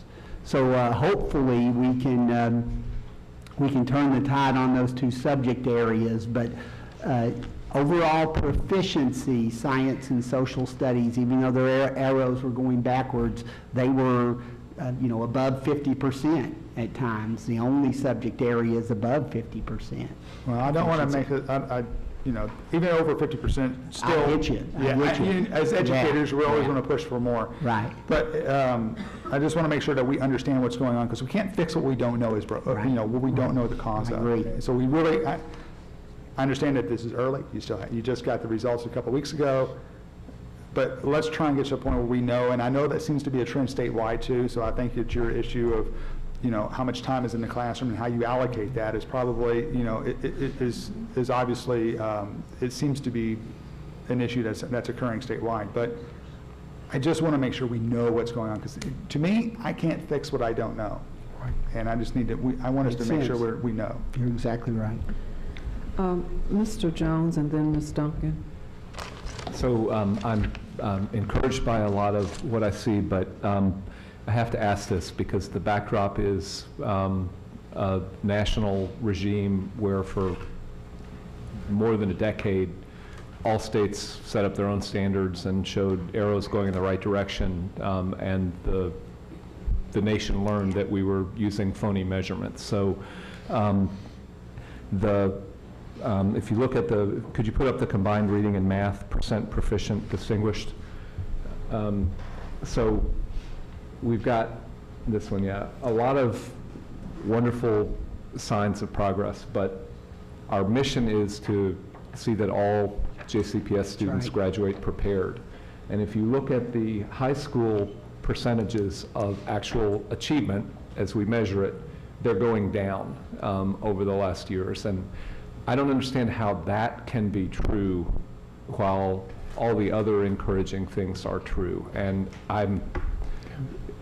my point is to inveigh against the magic number, and I'm picking up a different magic number. So I apologize if I'm sort of being hypocritical here, but what in the heck is going on? I mean, how can we have college or high school kids less ready for the future according to this measure and all this other good stuff happening? Well, I'll try to take a stab at the answer. Okay, first of all, if you look at the accountability model at the high school level, all the sections are basically the same value in terms of proficiency, gap, college career readiness, graduation rate, and growth. And so the high school people, first of all, I believe, and this is probably, more than just our district, they are basically focusing on two things that they think that they can do now to get maximum leverage, more so than maybe the other three areas, and that's college and career readiness and graduation rate. That's going to give you 40% of the 100%, and if you do well there. So there's sort of a strategy there that might be paying off now, but might shoot yourself in the foot down the road, okay? Just that's one part. The second thing is, it's basically, what does it measure? Okay, what does this measure? So in math, this particular slide, the math in this particular slide is Algebra 2.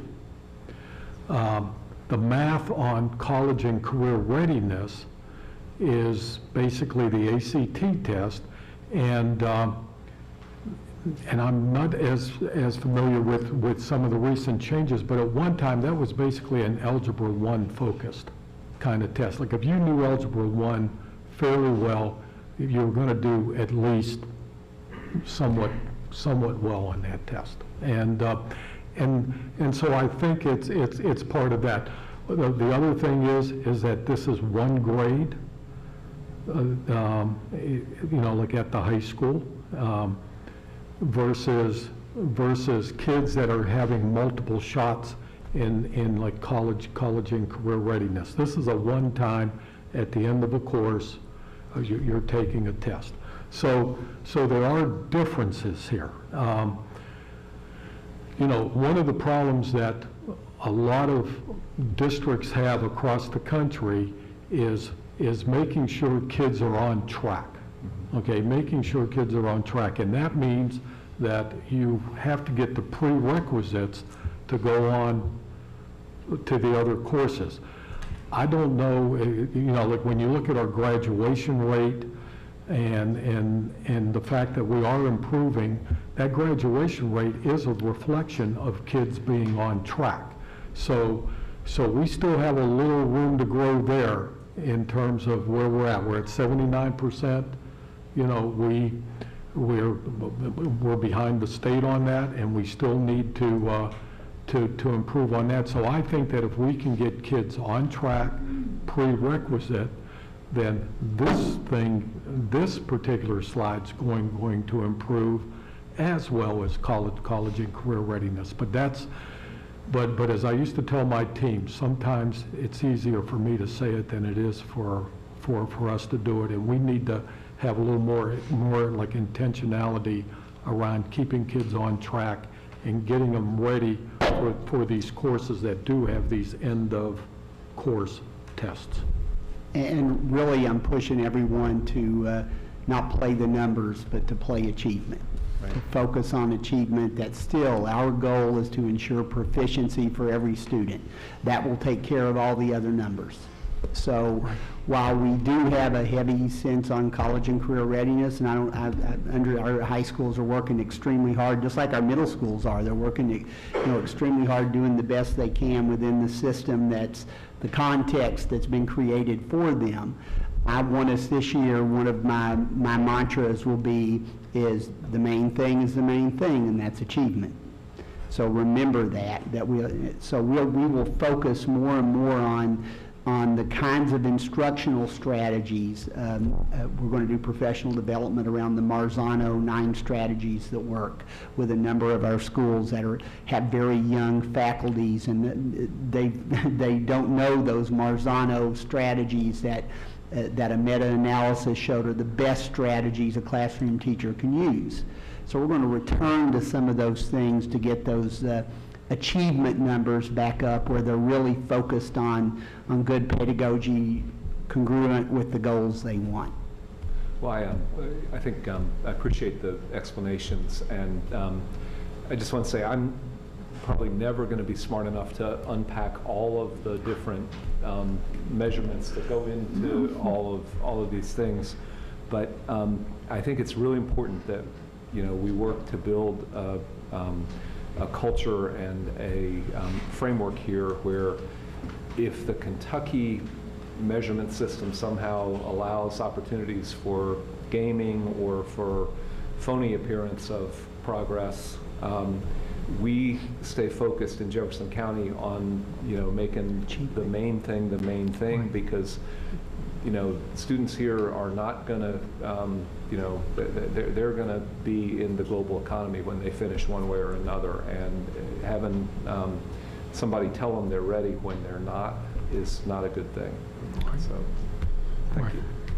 Ms. Duncan, and then I have some questions as well. Ms. Duncan? Just to address that a second, you know, we also use our ACT scores, and we're 19.1, our average ACT score, which is a full point higher than it was last year. So to me, we have to look at all of these measures. We don't just look at one thing. And other states, I mean, No Child Left Behind was about reading and math. And to get our waiver in Kentucky, we had to commit to reading and math and science and social studies. So I think we get a better picture of achievement. And when we keep our eye also on that ACT score, which everybody is taking, you know, when I was in school, everybody didn't take the ACT. Only 15 of us, I think, out of my class, because only 15 of us were determined that we were going to go to college. The rest weren't. But today, everybody is taking it, so that hits that average score number. But to me, that's amazing that we've moved up a full point from last year, 19.1. So those numbers speak loudly to me, as well as these others.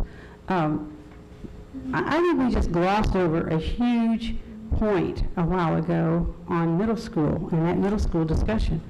If we see that we get better results from departmentalizing and meeting as English, math, science teachers, why are we not trying then that in some of our middle schools to say, okay, no teams now, let's departmentalize and do just like we're doing in elementary and give that a shot. I mean, when he mentioned that just was like electricity, because I think we departmentalized in elementary, and look at the results we began to get with social studies and science and math, departmentalizing those last, couple years in there.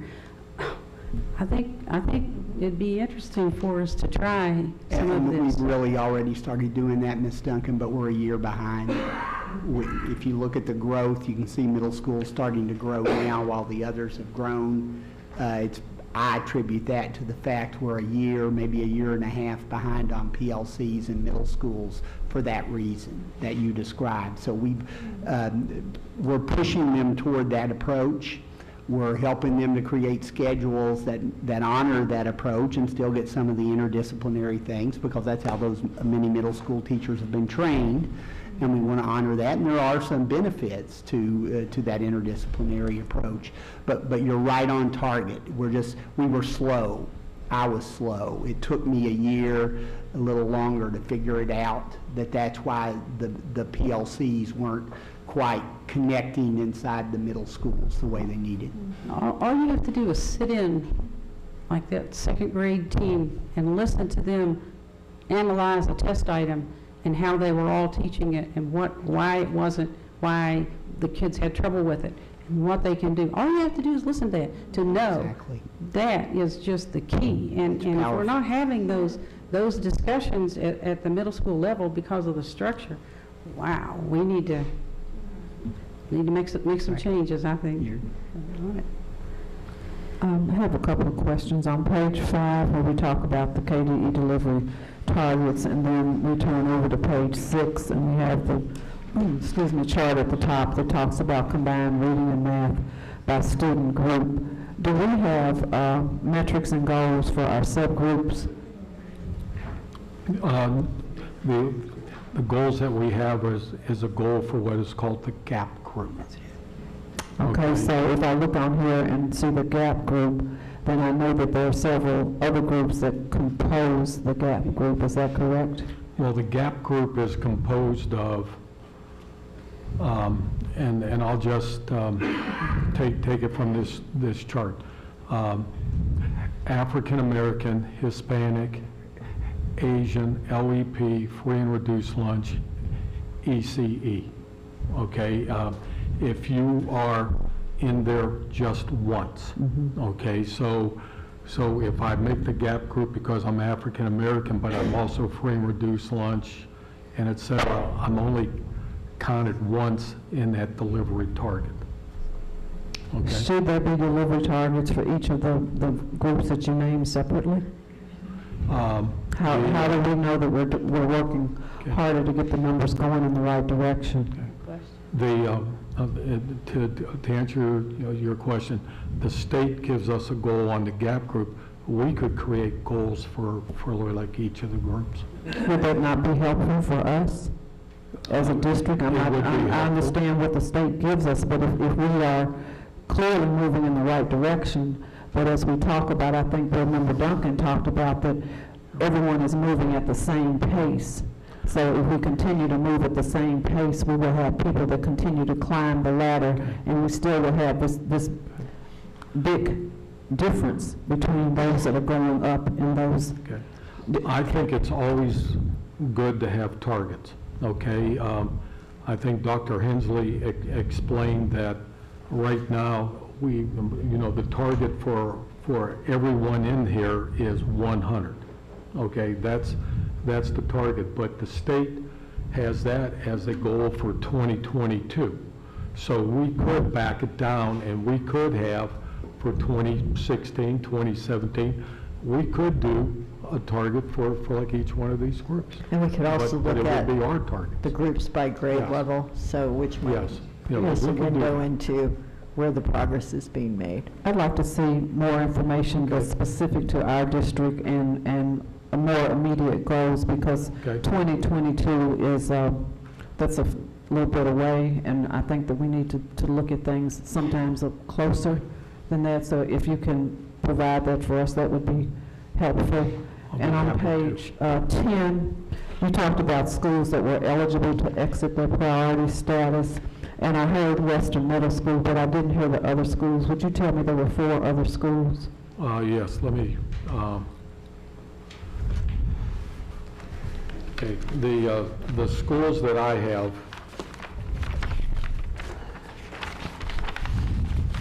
that have a possibility of exiting is Fern Creek Traditional High, Doss High School, Fairdale High School, Southern High School, Wagner High School, and Western Middle.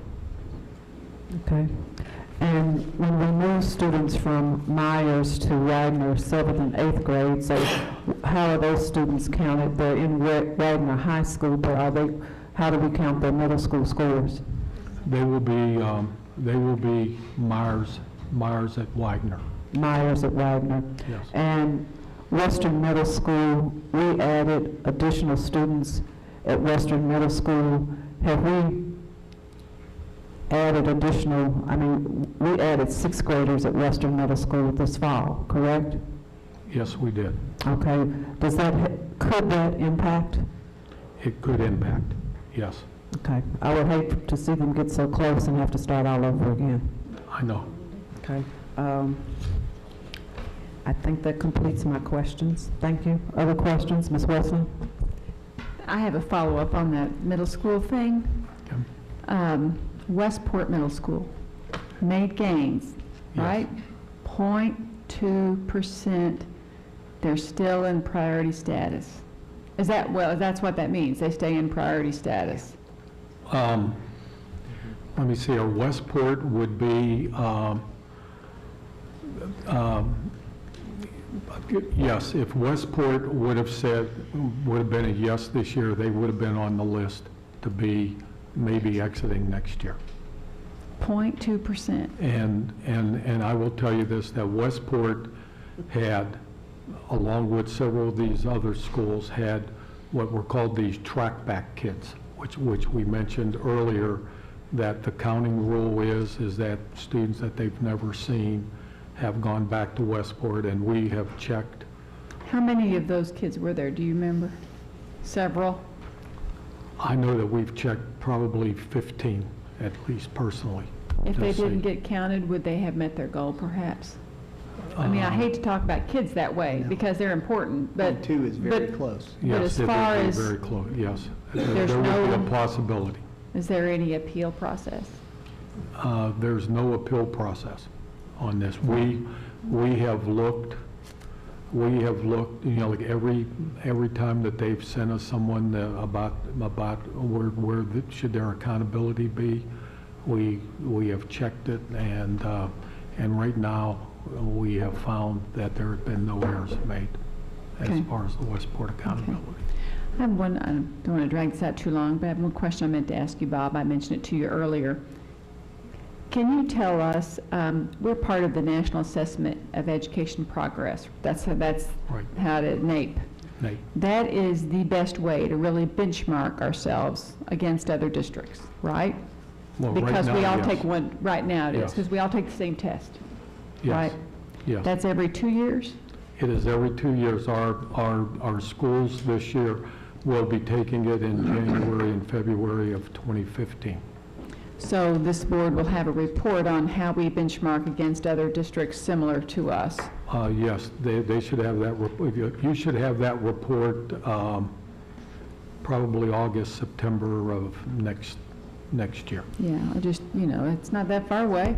It's important to get that on the schedule, because that really will tell you how you're Yes. doing. And if I'm remembering right, we score well. It's not like we score behind all these districts. On some subjects, we score right along, and that includes districts like Austin and Baltimore and these other districts that we're interested in. So I just want the board to understand that's the test that we all take.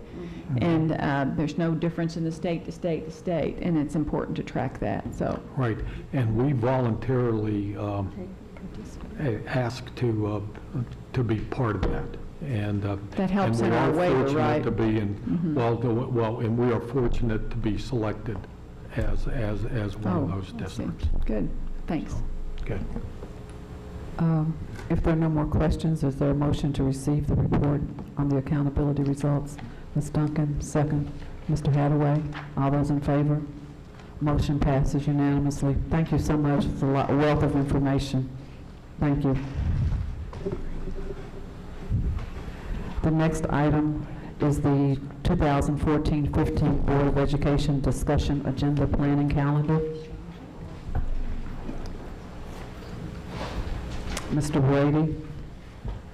Thank you, Madam Chair. One issue regarding our schedule, I was noticing that we have a legislative agenda that's coming up as a work session, and then I guess we're going to be voting on that at some point.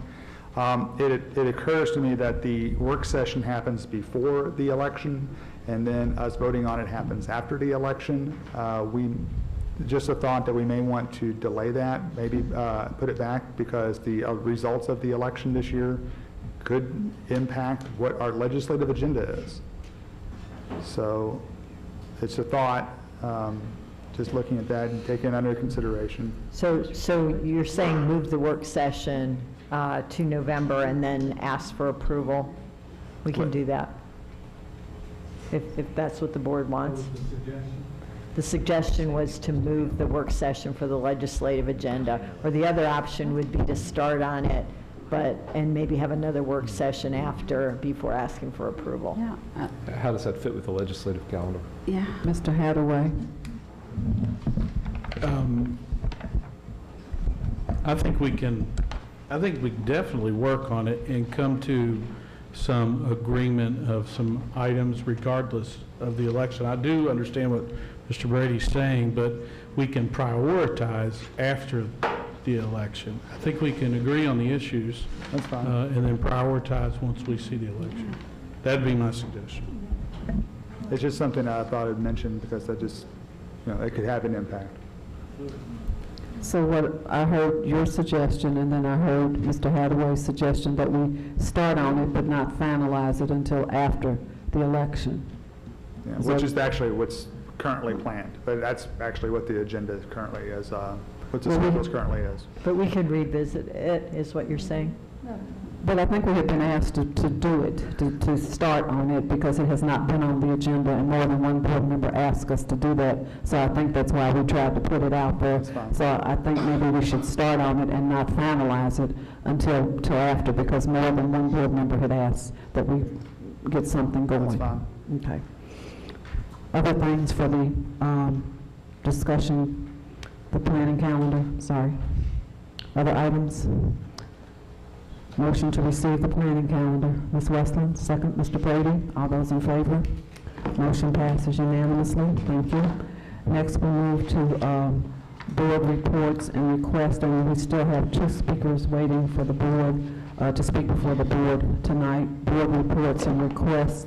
The first thing we want to report and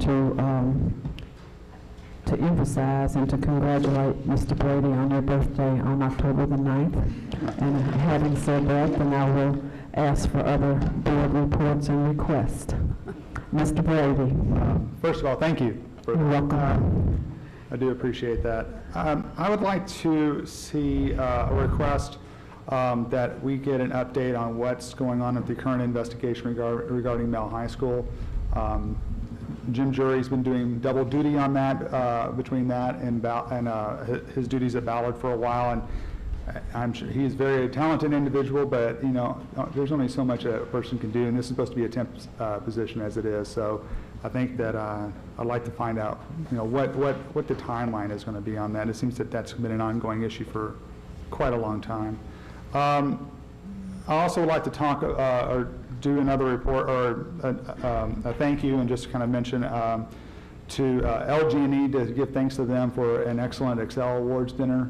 That's something we had about 2 weeks ago. It was a great event. We appreciate their sponsorship for it, and it was nice to see so many great teachers out there being awarded regionally for their great works, and we had several JCPS teachers among them. I also want to give thanks to the Fern Creek Alumni Association. Carol and I had an opportunity to attend their Hall of Fame induction luncheon yesterday. Really great information that was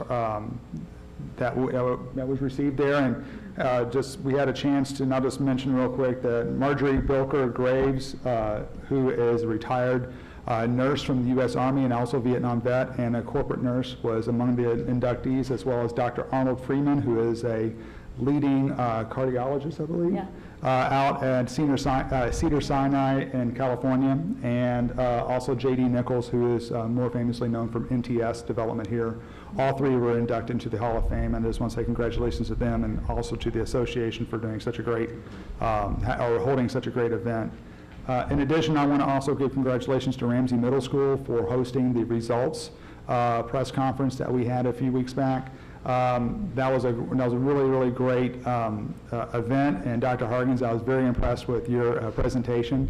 I still think that we need to get you a pair of jeans and a black turtleneck, because you're kind of rivaling Steve Jobs in your presentation skills there a little bit. All right.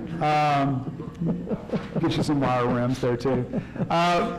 But I also want to congratulate our communications team in regards to that event, because it was a really good event. It was very well publicized and it was put on extremely well. I was very impressed with that. Lastly, I do want to talk about the Fern Creek shooting, and as a representative for District 7, which includes Fern Creek, I do have some remarks I want to make about that. And, you know, unfortunately, JCPS joined a list of school districts that have experienced gun violence, and it's a list that no one wants to be on, but we're on that now. And you know, when I first learned of the shooting at Fern Creek, it was an instant gut kick. It was just, it was a dreaded nightmare that really came true, and it's something that has actually kept me up nights. And when it happened, it was an unfortunate thing, of course, but it's certainly a nightmare.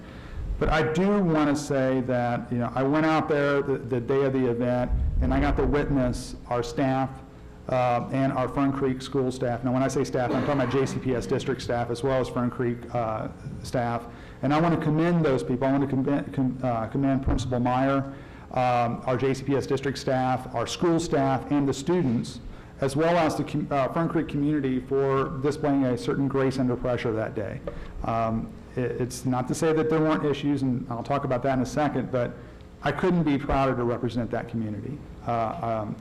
Fern Creek has rallied behind their school and their classmate, Javante Burrows, for whom the sale of these T-shirts that we're wearing this evening goes to benefit. And as I mentioned earlier, I had the great fortune of attending the Fern Creek Alumni Association event yesterday, and the association's chair, who's Reverend Dr. Michael Gatton, eloquently spoke about this incident and how it makes us stronger. Now, he's talking about Fern Creek, but I think it makes us stronger as a district as well. And he presented a thought that hadn't occurred to me until yesterday, and he said, if it had to happen, then at least it was us. And he was talking about the fact that, not just because of the fact that it brought Fern Creek together, but also because Fern Creek could handle that. They trained for it, they performed admirably, and I think, and it goes beyond that. I also want to say that I think the community in the city of Louisville also has embraced Fern Creek too, and has showed real support behind the school. I do want to say that, regarding our response, and I also want to formally request during this time that we have, the board have an after-action report that's presented to us. Now, if it presents a safety issue, that's fine. I understand that it's something that I'd like to see, but I don't also want to jeopardize anything. But in my view, there were some issues. I think district communication could have been improved during this time, and I think collaboration between LMPD and the district needs to be improved. It was said that with the exception of the victim, that the response was a success because no one got hurt. And I understand that view, but I feel we must have a higher bar for success. I understand that this is our first time for this type of event, and it was a fluid situation. However, we need to know what went well. We need to know what needs to be improved in the event that there's the next time. Not just for JCPS, but for all schools in the state and really for the country as well. But we really need to evaluate what's going on afterward. And also, I want to comment on the compassion that was displayed by Javante's parents, Julius and Philistine Burrows. I was really, really taken aback by what Ms. Burrows said, and her quote was, "I pray that," and he's talking about the shooter, that he can overcome his issues that caused him to be able to even do what he has done to harm another innocent person. And Javante's father, Mr. Burrows, added, "We don't believe in throwing stone for stone." As a parent, I find that remarkable. I only hope that if something like that ever happened to my child, that I'd be able to show that type of compassion. I also want to add that we still have an educational responsibility to the shooter, and I know I mentioned that in other meetings. He made an incredibly bad decision, but I still believe he needs our support if there's ever a hope of him becoming a productive member of a community, and he will need to rejoin our community at some point. And finally, I just want to state publicly that despite this incident, Fern Creek is still full of great students and great staff, and they've been showing how much they care about each other, they care about their community.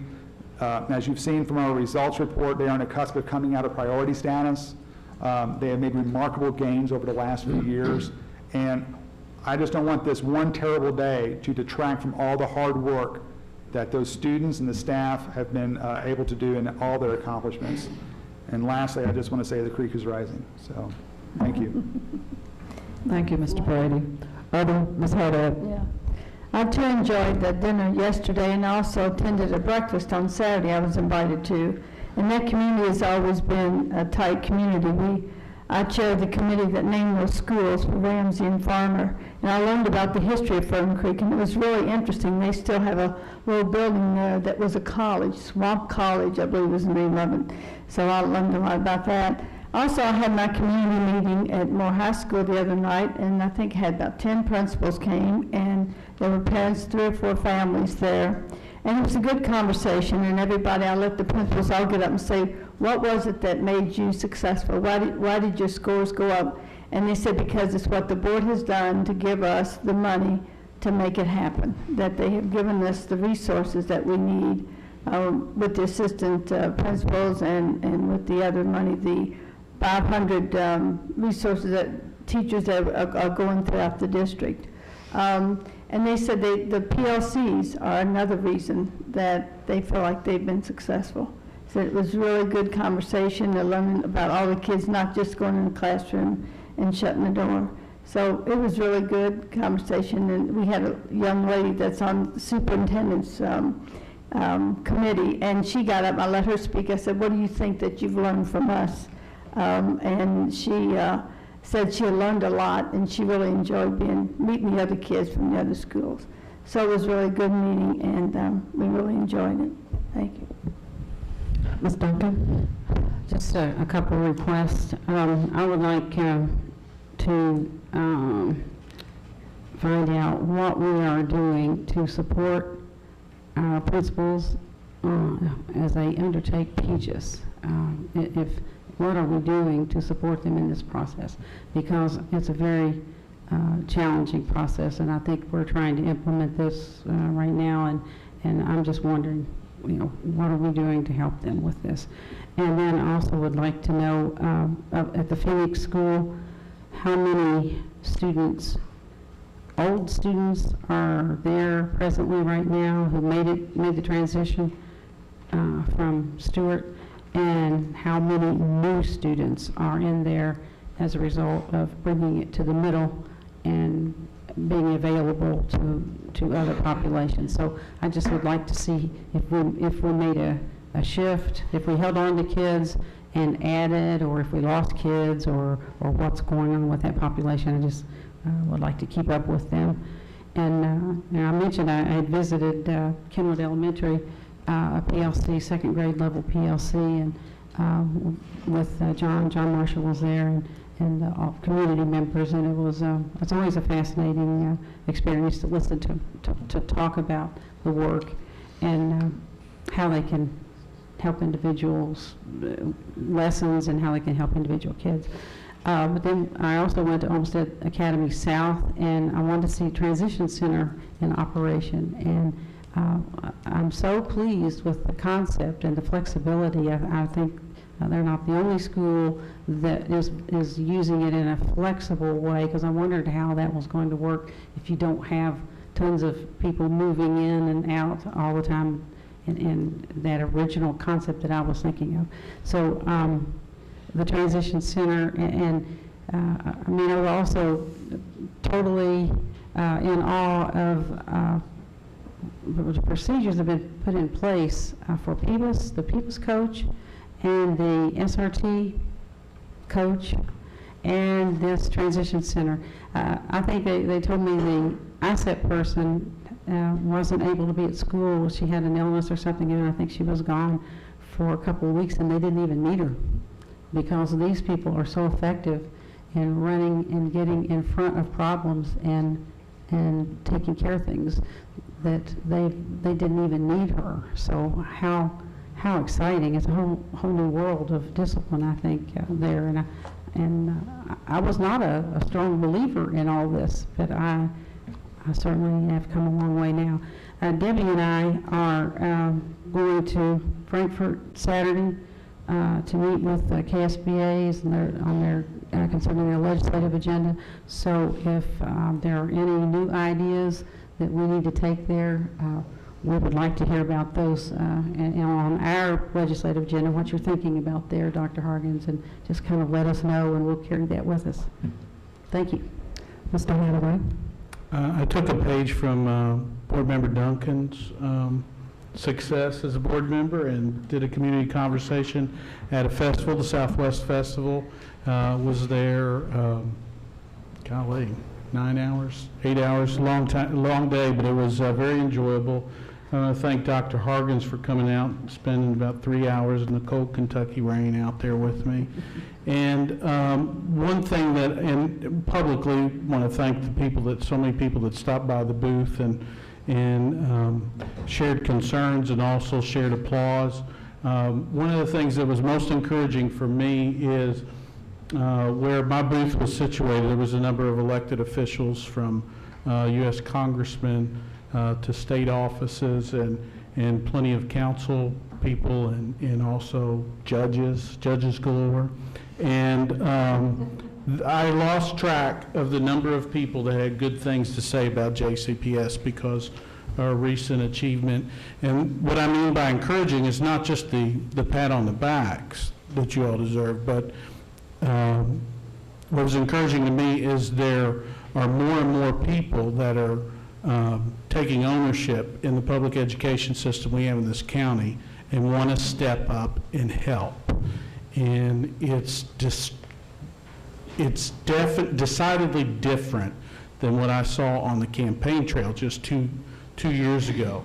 Most everybody at that time, and maybe it was the position I was in at the time, wanted to gripe and complain. That day, at Saturday at Southwest Festival, it encouraged me more that more and more people see things going in the right direction and do want to step in and help. So I intend to see more of that as we go forward.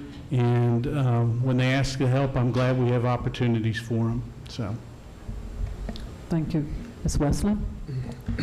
Just real quickly, I'm glad to hear that positive things are taking hold very much. I went to, just want to mention one visit I had at Hyde Elementary. They have their Living History or Pioneer Day every 2 years. It's a costly thing to put on, where every classroom has an activity going on, from Civil War reenactments to dancing to music to Native American lessons. It's just a wonderful day, and I enjoyed that very much, and lots of people there. Also, one other meeting going on this week, Wednesday. I think I emailed you all, and I've heard from a couple of you on your behalf on the school board member advisory board with the commissioner, and I'll see Dr. Floyd there. And they're going to have some agenda items on accountability, and I'll go to that. It's a 2-hour meeting, and so if you have any input that you haven't already given, let me know.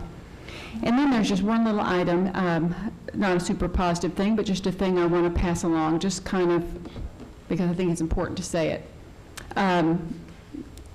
October 24th, we're going to have a briefing on our external audit, our mandated annual external audit that Strothman & Company does, and we have the opportunity to meet with Strothman and get the report. We've always had the opportunity to meet with the external auditor. They've always been very respectful to the board, answered questions. Last year went through page by page, financial, asked questions. It was very helpful, and it was part of learning about the budget. When we did the curriculum management audit, the auditors, the management auditors, the organizational auditors met with board members, and afterwards met with board members and answered all our questions, and it was very helpful. It was part of being educated as board member. The state audit, hadn't thought about that until I was watching some of the interviews with candidates, heard that one candidate has met with the state auditor to get information on the audit, and had some things to say about that that made me think. And I compared that with our external auditor and our curriculum auditor. We never had a chance. I mean, I know, Dr. Hargens, you've interacted with the auditor and staff. This board never really, as a board, even though we voted as a board to bring them in, have never had the opportunity to ask questions of the staff or the auditor that concern us. If we bring it up in public, we're said, we're complaining, or we're not supposed to say anything about it. But it just dawned on me this weekend, and I said to my husband, am I crazy? I mean, we didn't really get a chance to do that. At this point, I don't know that we need to do that. We're kind of beyond that. I appreciate the report. We've done all our stuff, but it was a disrespect that this board didn't get a chance to do that. We do get that chance with others, and the only request here is that if he's talking to candidates, it sounded like with additional information, whatever staff person you're dealing with, would you ask and make sure you have all the information that's being shared with others? I think that would be very important as you're doing the official business of responding to the audit. That's my request. Thank you. Mr. Jones? Well, I can't let the string be unbroken. I'll just make one other comment about Fern Creek, and also use it as an opportunity to make a positive point about the need to bring a really skeptical view to looking at the reporting, the state accountability reporting. Fern Creek is now ranked by the state as being in the 73rd percentile of high schools in Kentucky. I can't remember, it started in about the 18th percentile or thereabouts, I think, when it was declared a persistently low achieving school. Now it's in the 73rd percentile, which is remarkable and a great reflection on the community and the people who work there. But according to the state accountability results, it's still a priority school. So keep the main thing the main thing. Thank you. A couple of comments. This morning I went to McFerrin Elementary School. Kentucky Retired Teachers Association donated school supplies today. Last year they were at Fraser, I believe, so I wanted to say thank you to Titus Exum and Mr. and Mrs. Cyril Wantman. They're representing Retired Teachers Association this morning at McFerrin Elementary School. Last week I had an opportunity to attend a conference because of my work with the Bingham Fellows on Strengthening Families in Chicago. Just wanted to say it was an interesting conference to hear about how the community members go out and try to increase parent engagement. We're always talking about parent engagement. So it was a very meaningful opportunity to hear what other cities do about that. And yesterday I had the opportunity to be at the Kentucky African American Heritage Center when the Omega Psi Phi fraternity and retired military had a program to honor Colonel Charles Young, who's from Kentucky, not from Louisville, but they actually have an exhibit there where you can go and see him. It's very historic in that he came to the rank of colonel, but he had to prove himself to be in the military by riding a horse and walking 500 miles to even get to the military assignment. So I just wanted to say to them that it's very historic. They're going to try to have some school visits there, but to thank them for that opportunity yesterday. And while there, a parent asked me about the National Achievement Scholarships, which goes along with the National Merit Scholarships. She had been told that the National Achievement Scholarships were going away, so I would like to know if someone can check to see if the National Achievement Scholarships are going away. She was told that when the PSAT is given out this year, there will be no opportunity on that form for students to indicate whatever it was they used to indicate that made them eligible for that particular scholarship opportunity. So I'd just like for the board to receive more information about that. Are there any other reports that we have? If not, we'll move on to our speakers. We do have two speakers this evening on two non-agenda items. And I would start first by saying that each speaker is allowed 3 minutes to address the board. At the end of 2.5 minutes, the bell will sound once. You will have 30 seconds to finish your statement. At the end of 3 minutes, the bell will sound twice, indicating that your time is up. Our first speaker this evening is Nolan Smith. Mr. Nolan Smith. Nolan Smith. Okay, our next speaker is Mr. Charles Webb. Mr. Charles Webb, thank you for being here tonight. Thank you. My name is Charles V. Webb, Jr.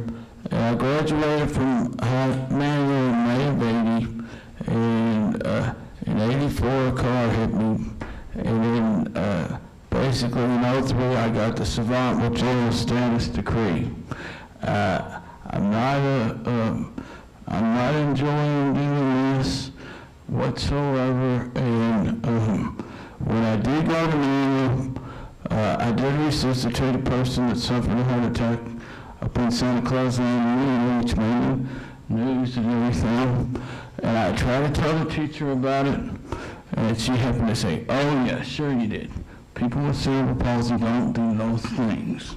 And she went so far as to send an IEP home that told my mother that I set unrealistic goals and did not accept my handicap, you know. And, I will not be here any longer except my lawyers and doctors reassure me and tell me that this is the only place I can go to receive any type of, so, you know, and I would like to say that my dad, Charles V. Webb, and my stepdad became skeptical of what was working, so they did go behind to the superintendent, to Dr. Rayson, and also everybody's aware that I might be sitting here at this time, so here I am, you know, and I'll take any questions or whatever, but, you know, as I heard, I mean, the things tonight, that wasn't how it was back then. That wasn't how it was back then. And now I live in a nice hut place, but my mother's growing older, and I only have one brother and things, and it's very heartening to get that decree, as I told Attorney General when she came to town. It's very nice to have, but it's very hard to live with knowing what it means. It's very hard to live with knowing what it means at the same time that I'm told it's not, this just shouldn't happen this way. So anything that can be considered in terms of reiteration would be very much appreciated. Thank you. Thank you, Mr. Ware, for being here, and we'll be available to talk to you after the board meeting. We don't do questions and answers during this time, so thank you. We are here for a little bit after. That concludes our speakers for this evening. There is no need for an executive session, so we're now ready for adjournment. Ms. Haddad, second. Mr. Hathaway, all those in favor? Motion passes unanimously. We are adjourned, and we will be back 2 weeks from tonight. Thank you very much.